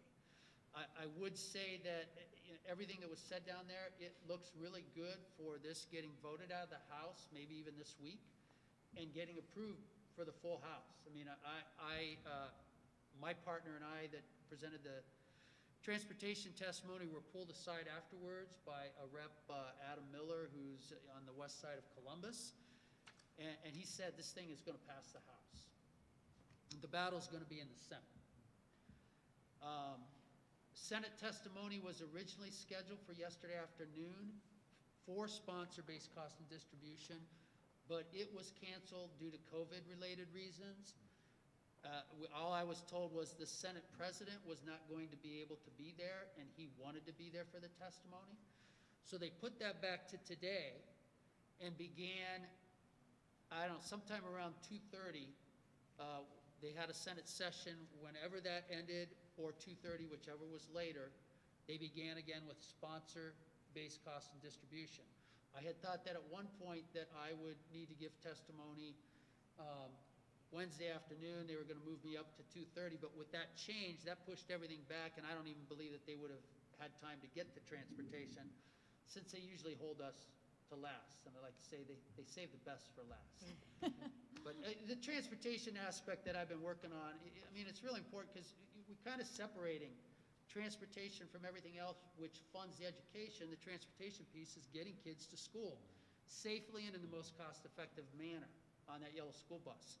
So we had a lot of recommendations that have been well received, but as I said, in the Senate, if this does not get done this year, we don't believe it'll ever get done. We'll just have more of the same, where, you know, we have very few districts on the formula, a whole bunch of districts on a guarantee that probably at some point will be reduced, and a lot of districts on the cap, but not actually funded on the formula. The next Senate president, Matt Huffman from over in the Lima area, supposedly has his own school funding proposal that next year when he's Senate president, that he plans on presenting if this doesn't, and I don't believe that that's going to, we don't know what it is. He hasn't shared it with anybody, but we don't believe that's going to be a good one because he's a big school choice proponent. So this needs to get done. So I know there aren't a lot of people here tonight. And our rep and our state senator currently, John Patterson and Sean O'Brien, they're on board. So the people to reach out to our other members of like the House Finance Committee or the House, or if you know people that live in other districts, you know, tell them to contact their representative. But especially to contact other state senators, and there's time. At this point, I was told, yeah, maybe called on to go down there tomorrow to present testimony on transportation, or it may not be until the first week of December. And the later it gets, yesterday, I had to drive down in a snowstorm from Willoughby to Ashland. There were 3 cars off the road at one point, you know, 2 sitting in the middle and 1 down on the side in a ditch. Somebody else that left earlier than I did from the Cleveland area said he saw a dozen cars in the middle and off to the side. It was very slippery, and there was more snow there than we had here. So as we get more into the winter, you know, you never know what to expect. But we do need to get this passed in the Senate, so any contacts that can be made should be made now. John's done at the end of this year, and you know, this has been his baby. Bob Cupp's the Speaker of the House. He's pushing it through. Senator Obhoff seems favorable to this, but next year's Senate President doesn't. So we hope this gets done now. Like I said, it looks really good for the House, but the Senate will be a battle. And I hope you've had time to read it. This is a comprehensive funding plan. There's been a lot of material out. OSBA, unfortunately, was a little late to the table here. You may have seen an email Monday, late in the day, where they finally are backing it after some changes were made, but they were just, I guess, not willing to embrace the concept of getting this concept adopted and actually having a more fair funding plan in. But they were looking at, okay, how does it affect this district? How does it affect this district? And if one district was affected adversely, they didn't seem to want to back it. And this has a lot more winners than it has losers, and it creates a lot of things. I will say one last thing. There was one gentleman on the Finance Committee, Jay Edwards, from down in the Athens area, who asked a lot of pointed questions of some of the other subgroups, and especially our wrap-up person, Tom Hosler. And he pointed out that Perrysburg probably only has about 12 or 13% economically disadvantaged, and they perform at a B level on the report card, and you know, they have money. They're a district of over 5,000 students.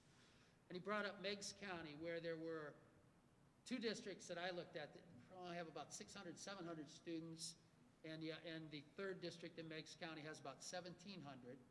And they are performing at a D level, and they are probably like 70% poverty.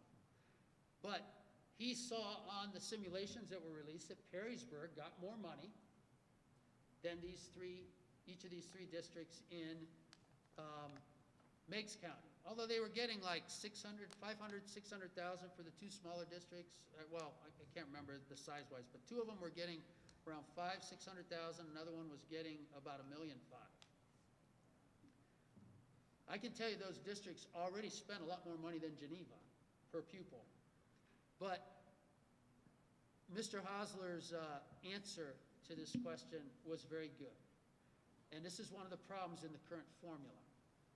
He told Mr. Edwards that if 100 students left one of those districts in Meigs County and went to Perrysburg local schools, or exempted village schools, that district in Meigs County wouldn't lose a dime because they're on a guarantee.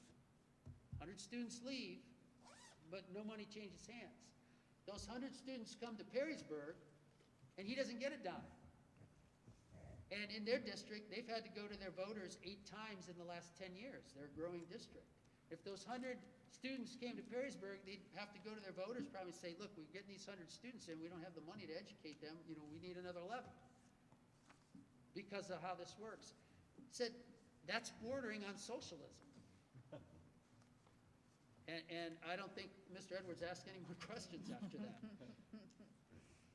So that is a problem that's inherent in the current funding formula. Another one is something happens down in Portsmouth, and it affects every district in the state of Ohio, where in this plan, each district stands alone.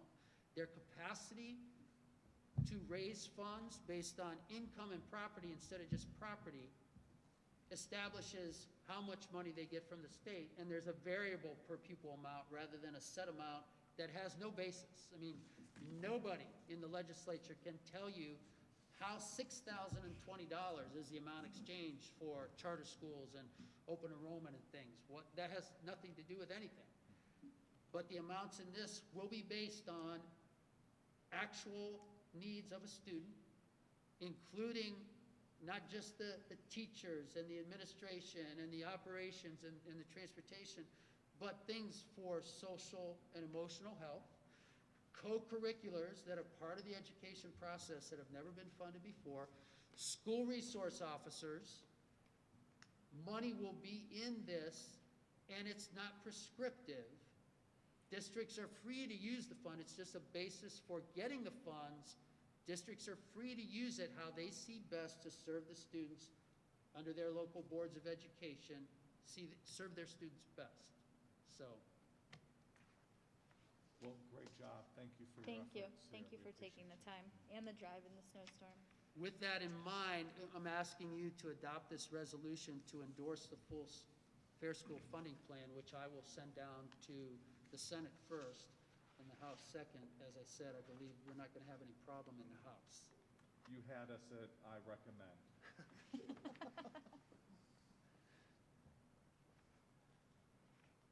Roll call?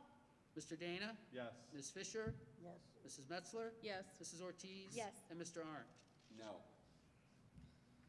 That brings us to item 13, other. Mrs. Metzler has some information on her visit to Austinburg. Yes, I was able to start my visits back up to the schools in the district. If you'll recall, earlier in the year, I was able to go to Cork, GPS, and the middle school for a visit, just to kind of observe how their days are going, some of the difficulties, some of the great things that are going on at the school. So once COVID hit, I was done with that, but I was allowed to go back into Austinburg.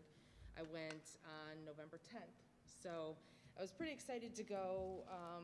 That school is where my daughter went, but they've since gotten a new principal, so there were a lot of changes from when she was there. Unfortunately, I felt kind of bad because when I was able to visit the other schools, it was more about, hey, how is the day going? What are the great things that we're doing here? Let me show you all of our positives. And this turned into more of a, how are we doing with COVID and how are we handling the protocols? And I'm not saying that there wasn't anything great going on in Austinburg, because there was, but COVID kind of put a different lens on that. Although I was very happy to be able to observe that, because we've talked about it so much, now I was able to actually see how it was going. And I will say, it was very impressive. You might think that the younger students have a little bit more difficulty adhering to the rules about mask wearing, but they, I think, were some of the best groups of kids that I've seen actually handle the mask wearing. I'll use the word compliant, but not in a negative way, but that's the rule and they followed it, and the teachers didn't seem to have any trouble with any of the students following the rules, along with following the arrows in the hallway, making sure that they were spaced in their classes, making sure they were spaced during lunch, standing in line waiting for their lunch. I mean, it was just all such good things that I saw there. Mrs. Brzenko and all of her staff have done a great job of helping the kids adjust to this. She was out greeting the kids as they were being dropped off in the morning, had a squirt of hand sanitizer for every child that was going in the building. It was just really good to see. And the kids, at this point, you wouldn't expect that they would mind, but they definitely didn't mind all of these protocols. So that was a lot of the good things that I was able to see about having to deal with COVID. Some of the other things that were a lot more challenging, the day that I was there, Mrs. Brzenko, was just one teacher being absent away from having to teach a class herself.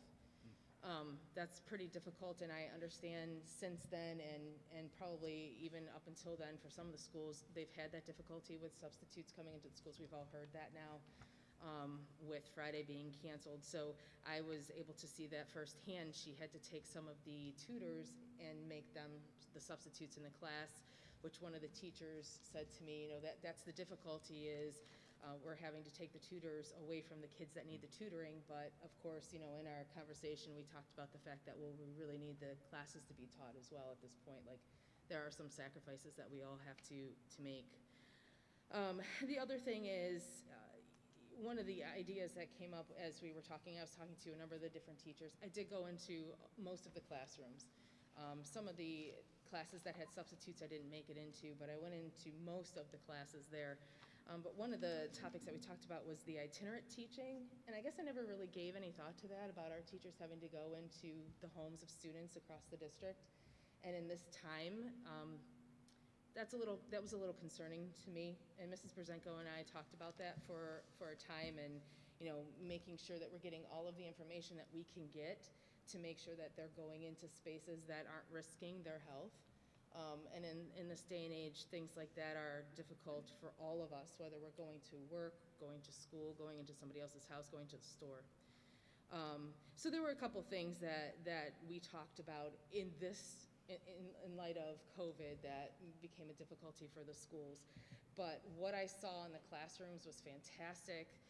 There was a lot more space in the younger kids' classrooms than there were in the older kids' classrooms. Well, the older kids they take up more space. They have bigger desks. They have bigger chairs. The little kids are just so little, looking at them now when they're in kindergarten and first grade. But the spacing was fantastic. The teachers are doing a great job. I was in Mrs. Nugent's classroom. She's a fifth grade teacher. She was actually on Zoom live teaching her class and had a couple of kids on Zoom, which I think was all of what we expected when we started talking about remote learning, was being able to have those kids come in live to the classrooms, and she was doing it. Another teacher, Mrs. Cozy, was actually remote teaching from her home. She had a helper in the classroom to help the kids, but she was remote teaching. I didn't get to see as much of that because I got in that classroom when they were changing subjects. So they are doing great things and really adapting to COVID in the classroom in Austinburg. So I really appreciate being allowed to go back into the class or into the schools. Mr. Kujala, thank you for allowing me to do that, and I appreciate Mrs. Brzenko and her staff welcoming me into their schools and allowing me to see what they're doing every day. The plan is to go into the high school, my last school in the district, to visit in December, although I wish I had planned to do that in November. I'm not sure what December will look like. But if I don't get there, they'll be first on my list going into next year when this all calms down. So, thank you. Thank you. Other? Yes, I do have another. And if you, again, have watched the news, watched the newspapers, you can see that a lot of schools are now closely looking at their current plans and making recommendations to their board. Last week I shared an email with you that provided some details basic details for what I was thinking so that you had a little bit of chance to think about it over the weekend prior to our board meeting. When we opened this year and we started in a hybrid model, again, we were doing all the things that we were required to do, making sure that we had masks and coverings, spacing, sanitizer, barriers, floor directional markings. We even purchased UV light that we have on all of our air handlers so that it is cleaning the air from all of our handlers in the buildings. We bought coil spray so that we could spray those coils so they're clean. We bought 2 portable room filtration systems, one that stays in the clinic, one that's able to be moved around in other areas, maybe the exposure room, maybe another classroom that has had some exposure, that will filter the complete room, all the air in the room, multiple times, 8+ times in that day. We've changed all our air filters, so we were doing everything we can with a lot of the additional funding that we received to try to make school as safe as we could for our students. And I want to thank our teachers, our staff, our administrators, our students for all their help because, as Mrs. Metzler said, the students have been wonderful. They wear their face coverings and they continue on with their day. And they try to do it in a very positive way. Is there some fault in the district of kind of how our plan unfolded? We started with the hybrid. Numbers were very low in the county. Our level stayed very low. We looked at that 4-day plan. Obviously, that brought more students into the building. It cut down on some of the spacing that we were able to have, but I think students were accustomed being here in smaller groups at the beginning of the year of what the protocol and plan looked like. So there's some fault maybe that we maybe rushed into things, but again, not knowing what would happen in the county. We were faring very well, and I think all the schools, county schools, felt the same. The impact that we don't have control over is once the students leave, what gatherings are they going to have with their families? Are they going to wear masks when they go out? Are there going to be non-sanctioned events that are usually school events that are going to be held? And we don't have control over those things. And right now, you're seeing those spikes in the county. I gave you some information, and again, I don't want to go through all that information, but just for those in the audience or those that are listening online, the cases this week, we get on to a call with our health department every Tuesday. The cases this week, we went from 1,290 last week to 1,737 this week, 447 new cases. The positive rate went from 19.4% to 23.3% now in the county. And again, a lot of that is the non-congregate living and the community spread, which is at 81.1%. So very little that's happening in the congregate living, the nursing homes, places where people are going to be very close together, but it's more in the community now. You can see that with some of even our staff shortages that we faced, and I know those were hard decisions to make, but when we closed last Friday, we closed it due to unfilled positions. We had 15 positions, teacher positions, that couldn't be filled out of 37 positions, 32 of which needed substitutes. So there were 15 teaching positions that couldn't be filled. In years past, when we couldn't fill those positions, a lot of times we moved students around. We said, okay, let's take these 10, let's put them over here, these 10, put them over here, and we made do for that day. We can't do that because of the numbers and spacing. So we're limited in some of the capabilities that we maybe had in the past. On Monday, again, we were short at Austenburg. We had 19 positions unfilled, 7 were at Austenburg. And again, many of these teachers have been either hit by someone in their family having COVID or children being quarantined from their schools or personal illness that they're experiencing. And again, we're not wanting those employees to come in when they're ill. And we were able to only close Austenburg that day and move some of the subs that we did have at Austenburg to GPS and Cork to luckily continue for the rest of the district. But shortages in staff is becoming an issue. Also, Geneva Middle School had sent me information yesterday, and of their enrollment, their 553 students that they had, they started the second grading period with 45 online students. And we built our plan to say, you know, if there was ever a chance that your family or you felt unsafe, or maybe families changed their mind, that they could always go to that online. They went from 45, starting the second grading period, which was November 2nd, now to 100. They also, last week, middle school was probably the most hit when we looked at quarantine with some of the positive cases that they had there. They had 141 quarantined or isolated students from that school. So you're looking at a big group of students at the middle school that we ended up having to send home again to try to be proactive and stop any of the additional spread. With all that being said, and I wanted to give a little bit of rationale of where my thoughts are right now. With all that being said, based on those current numbers for COVID-19 exposures on our county level, increases in cases for students and staff within the district, and concerns over the upcoming holiday period when we can't control those gatherings, and what happens when families are coming and getting together, people are coming in from out of town, I recommend that we go to a remote school plan option for the following dates. That would be the remote option beginning this coming Monday on November 23rd, 2020 through January 10th, 2021. Now, originally our scheduled date to come back was January 4th. Again, I was looking at the way the holidays are scheduled, and again, thinking that that might be the safest for us, and again, monitoring closely what happens within the county. In the plan, I did mark out the days that would be remote days, or if we would keep our Wednesday support days available for individual help support with small groups of students, but the 4 remote days that would be teaching days, Monday, Tuesday, Thursday, Friday. I also marked in when any holidays would fall, and as part of the district calendar, we have our November 30th, which is a compensatory day for our fall conferences that are in the evening.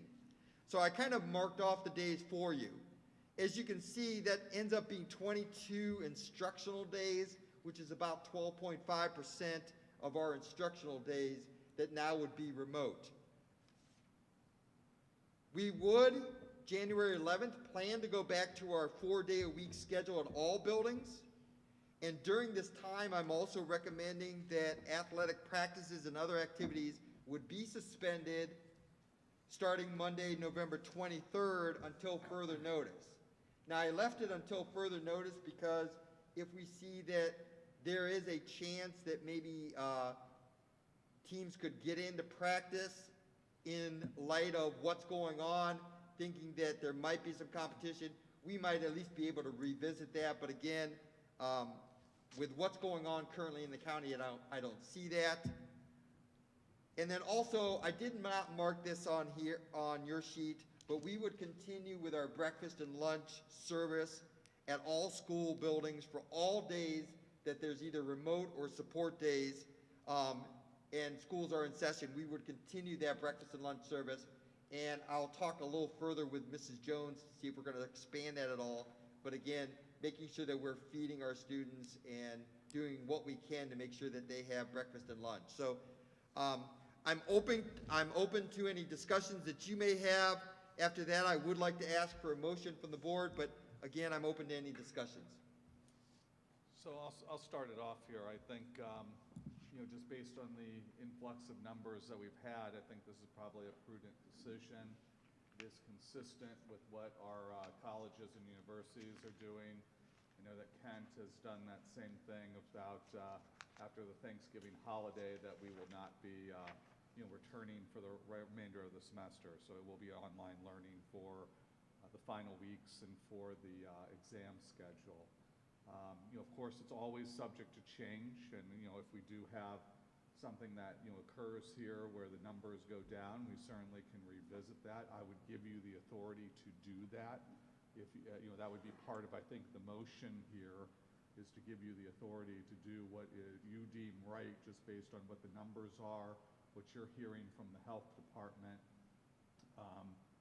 I think this is a prudent thing from which to do. And it also is in line with what the governor has said too. The governor has, while he hasn't shut us down here yet, he has said that he appreciates the decisions that our colleges and universities were making from which to take steps after you do have people, families coming together here for the Thanksgiving holiday, just try to stop that spread. So I think it's a prudent decision. I want to ask what why the plan is to do remote starting Monday as opposed to taking us until right before Thanksgiving in schools. And again, I looked at the dates that we had, knowing that we've had a number of cases.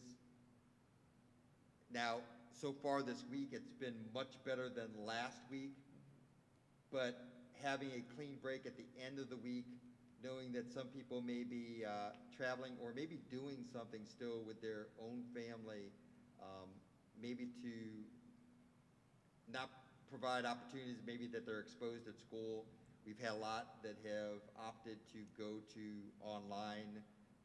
We have a lot that are quarantined.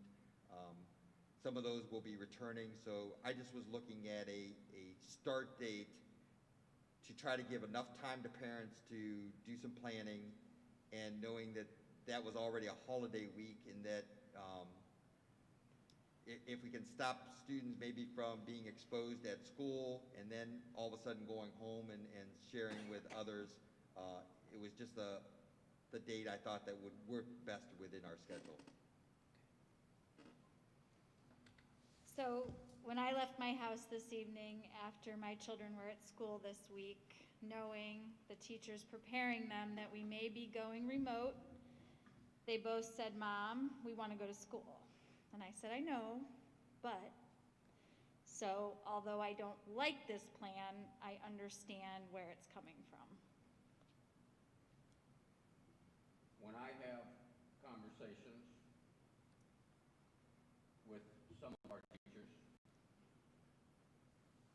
they have explained to me that they are adamant that the students need to be in a classroom, because when they tried to do online, 80% of their students don't even log on.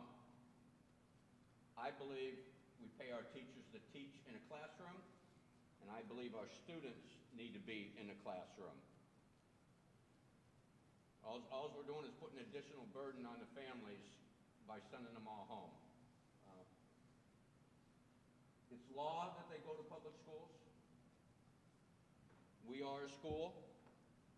We have teachers, we have educators, we have employees and staff and custodians. They are students. It's our job to teach them.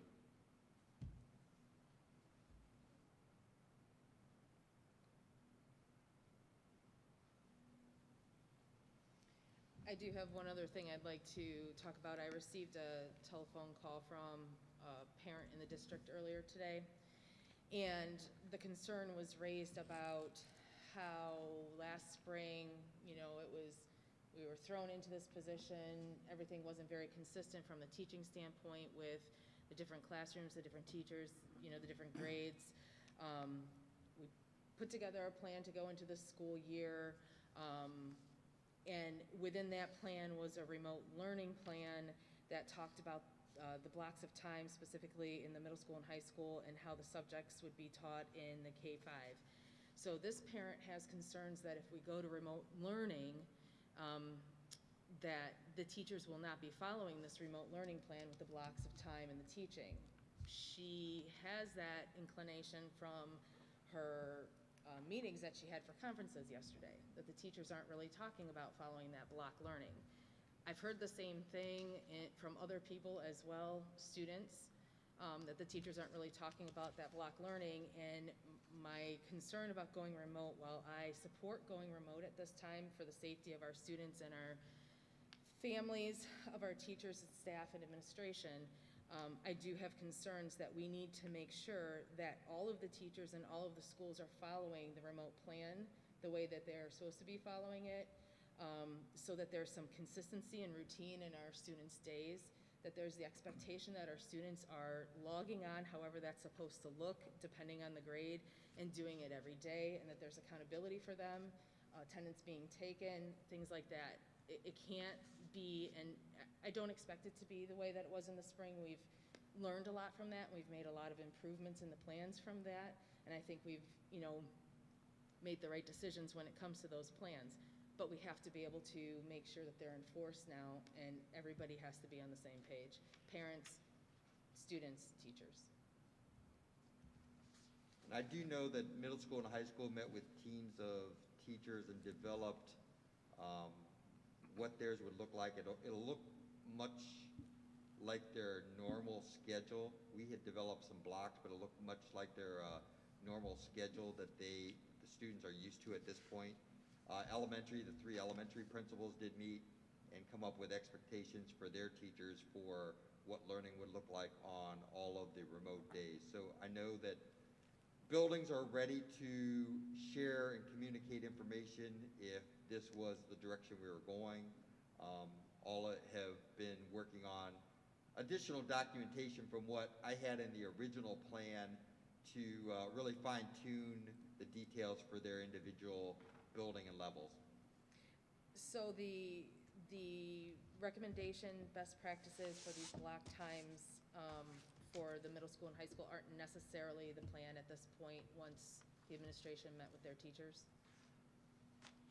I can speak to that briefly. Can you come to the microphone so that the virtual can hear you? Thank you.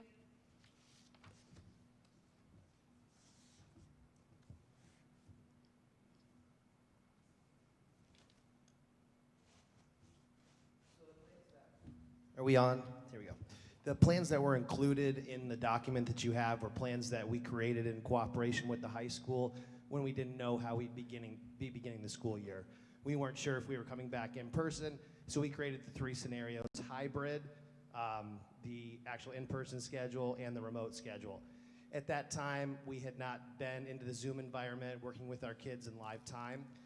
And since then, we've been able to develop a really good program to where our kids actually follow their day-to-day schedule, and they have the benefit of being in all of their classes every day.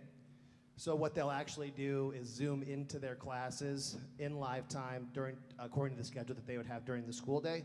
And we've eliminated the need for the block because we are comfortable in that environment. And all of our students, when we are on hybrid, have actually gone in and used that schedule as of now. So that's what they're used to. We stuck with the Wednesday being in the middle of the week, and they'll follow their schedule actually as it is during a normal school day. Thank you, Mr. Anderson. Well, you're still here, just for a second, and as the complaint that I heard at the end of the last school year from parents was that we were utilizing different programs. There was like confusion. One teacher would use, Google, Classroom, another one would use Zoom, someone would use something else. And I think we were provided with a lot of free programs. Hey, try this. And I think it was that lack of consistency that created huge problems here with, teachers, parents, kids, everyone. So is this now consistent here, what we're talking about here from the middle school and the high school, where everyone is logging in via Zoom? Or if you could just address that, so I just have more clarity. You're 100% correct. That concern was a real thing. In the spring, we had a lot of different resources we were throwing at kids from a lot of different directions. The high school and the middle school did mandate that all teachers have a Google Classroom up and running concurrently with their classes. All of the links for any additional programs they may use, such as Study Island or Think Central, anything along those lines, are directly linked to the Google Classrooms. So they basically are using it almost like a single sign-on to where they go to one place and they can access all their different materials, resources from that central hub. So everything's very accessible now. And I don't want to speak 100% for the high school, but at the middle school level, yes, they will be able to live Zoom into their normal schedule during the school day in real time.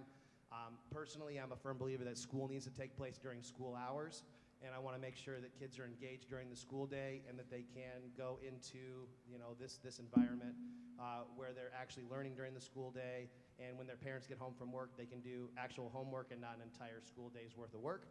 I know that there were and there still are some technology concerns with what we have available to students. We're hoping to have those Chromebooks here within the next couple of weeks, as Mr. Kujal has indicated. but we do have plans for allocation at both buildings, and I think we're in pretty good shape to move forward in that respect. And if there's anything that Mr. Weatherholt wanted to add on the high school building, I'd We're pretty much on the same page as the middle school. Biggest thing that changed, we're all on Google Classroom, we're all using that platform.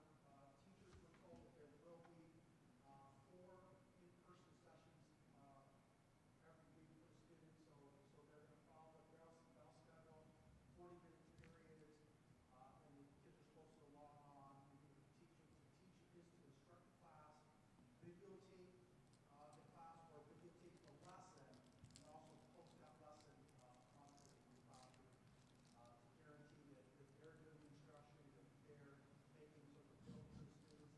And then even on Wednesday, they're going to have an open Zoom for any additional help or any additional support for the students. In regards to Chromebooks, I know that's been a concern.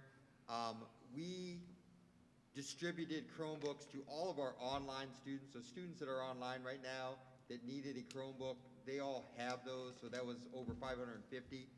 We did keep Chromebooks that we currently have in stock at the school in the buildings because we also use that resource, that tool, with our students in school. Our plan would be to distribute those Chromebooks that we currently have in the buildings to students that need them immediately. So it may either be when they leave or there would be a pickup day that would be scheduled for them to get their Chromebook.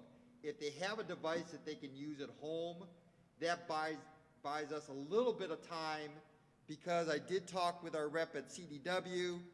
I don't know, it didn't seem like the report changed a lot because he said the first in, first out report from this past Friday, 11/13, there were 33,000 units ahead of yours in the queue. However, he was still estimating that we would have our shipment would go out probably the end of November, early December. So, you know, we're trying to buy a little bit of time. So we're going to try to get all the Chromebooks that we have available to students that need them. We also have about 20 hotspots that are accounted for students that need hotspots, with about 30 that we still have available. Those will be distributed, and then we'll also have some public, I think they're working right now on the public Wi-Fi spots that'll be located at buildings, and students that would need that at least maybe to get to a building location and be able to access public Wi-Fi through a code that they would be given, they'll have that access too. So, you know, there's pieces and parts that we're trying to make all fit right now, knowing that we were eventually going to potentially get to this point where the county and the health department was looking at us as, you know what, you've done a great job, but we can't continue to maintain at this level. And I know, I don't want to speak for any other county boards, any other county school boards, but I can say that I saw PV had changed to remote through January 4th, and I know that some other schools are also looking at that, but again, I don't want to speak for anyone else. Well, if I may, Yes. I don't know if anybody here has been personally touched by COVID. I have lost one friend who died. I have had another friend who was in the hospital and then rehabbed for 4 weeks because of a fairly light case, but she had to have so much oxygen. She had to go into rehab to get weaned off the oxygen before she could go home. 4 weeks incarcerated. I have a nephew, his wife, and his 3 children who are all positive right now. And I'll tell you what, a sick teacher cannot teach. A sick child cannot learn. And the way this thing is exploding, you're playing with fire if you think it isn't going to get you or get your family or get your loved one. So I really think we have to go on the side of caution on this thing, which is why I definitely support this particular agenda for the rest of the year. Can I go back to the Chromebooks for a minute? Yes. When the new ones come in, how long is it going to take to get those prepared to be distributed to the students? I have talked with Mr. Brigard, and he said typically the longest part of that is really the unboxing them and getting that initial setup. But I know that we've had some teachers that have offered to, when those Chromebooks come in, to assist getting them unpacked, getting that initial setup done. So I think we will use some of our employees that we have that maybe aren't doing their normal job because of a change in our plan or our schedule, to really assist with that so that we can turn those over very quickly, and those that still need them, we could get them out to them. And again, at that point, we would be at a 1-to-1. Would you plan on swapping out the devices that the students have currently for a new one? I'll leave that probably up to Mr. Brigard. I know he keeps a great inventory list. He knows the devices that we have, when they will need updates, when they're not going to be usable for testing and those kinds of things. So there may be some swapping out of devices, but he seems to have a good handle on which are the best devices to get out. We expect that we get some breakage and some repairs that we have to do, but I'm sure I know he's already considered that and looking at what we're going to get out and when those arrive, and trying to get out all the devices that are needed by students. But you're thinking that what we physically have now that we kept in the buildings could potentially get us one per household where necessary if we go remote Monday? For those that need devices, we were able, in the spring, it seemed like we were able to cover, I believe, almost everyone that needed a device. Now, the issue that you run into if there's multiple children in the family is having a device that they can use when their class time is being shared by their teachers, so that there's not one device and they're trying to scramble to try to get class time and use of that device at the same time. So we're going to try to get out all the devices that we can get out from our buildings, with the hopes that with the holiday coming up and biding a little bit of time, that the other ones will arrive and we can get those out as quickly as we can too, for those that still need one because they don't have their own device, or they need additional Chromebooks. So right now, each one of our, if we go to the online, then when we did it before, the teachers were issued a Chromebook here in the class because their computers in the classroom didn't have a camera. So you're saying we're going to take those Chromebooks that the teachers are currently using, and we're going to push them out to our children? No, we have student Chromebooks that we're currently using.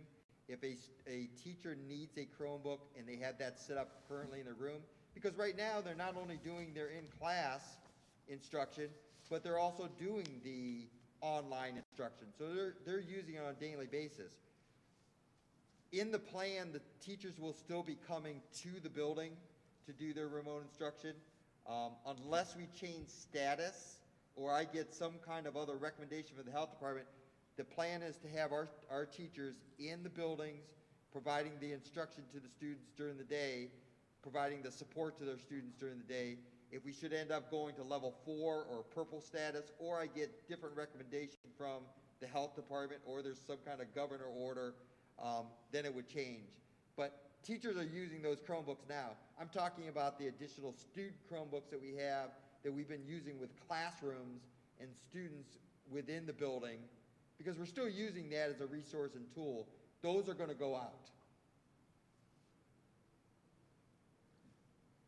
And we're still short 1,100. To go totally 1-to-1, yes.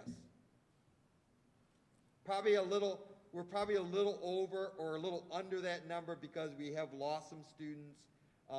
There were students last year in the spring. I had a number of families that called me that they decided they were going to buy their child a Chromebook, or they were going to buy their child a laptop because they could foresee that we were probably going to be in a similar situation as we progress through this year.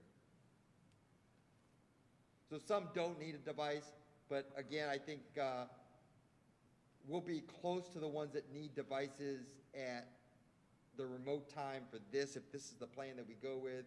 And by the time we get the other ones, we'll be able to make sure that everybody has a device that's a school-issued device, even if they had their own. Eric, what's the health department telling you here now? What are they telling you?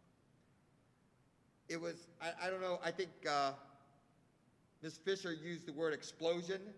That was the last description that they had. It's an explosion right now in our county. They're overworked, overwhelmed. They're having a hard time staying up with our cases.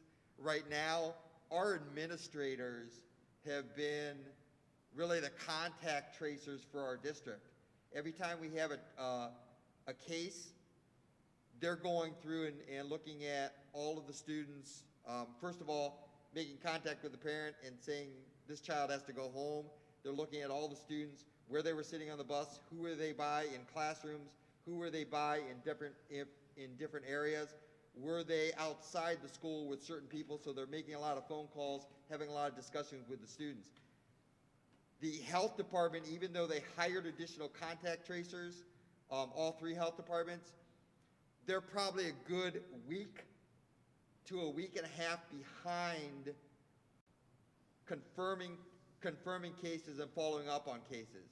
They finally got to a point where they gave us 2 signed quarantine orders, 1 for students, 1 for staff.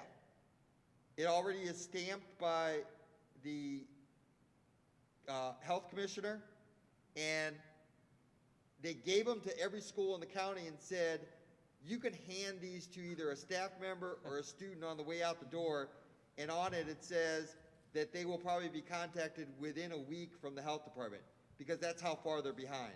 So again, we started handing those out and saying, as students were leaving schools, here's your quarantine order, you'll be contacted by the health department. Same thing for staff. So that's where we are right now with the health department. Again, long hours, long days, long weekends. I think they're doing everything that they can, but right now they're overwhelmed.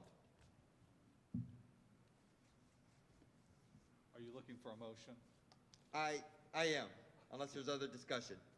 So, unless there's other discussion. Yeah. Does anyone have any other questions? So the motion that I'll make here is, I think we all have the preference here of we have in-person learning.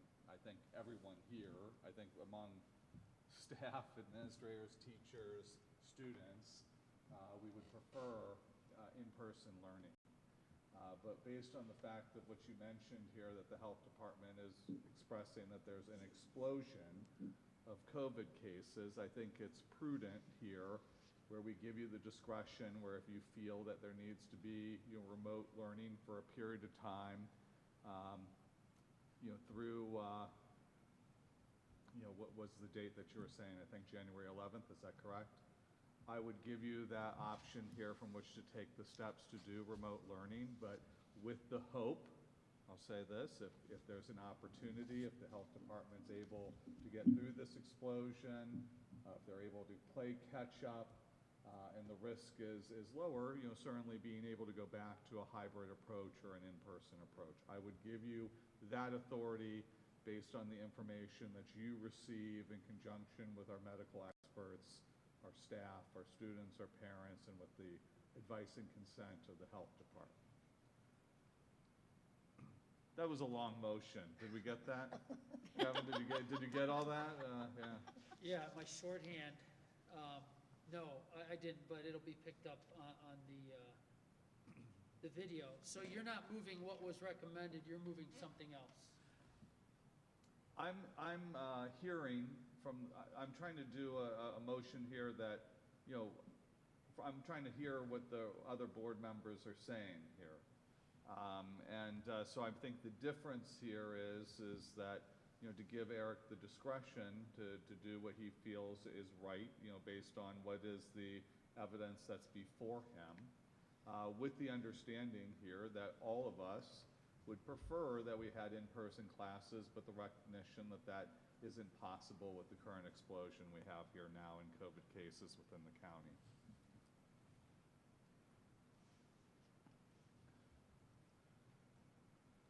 I'd second that.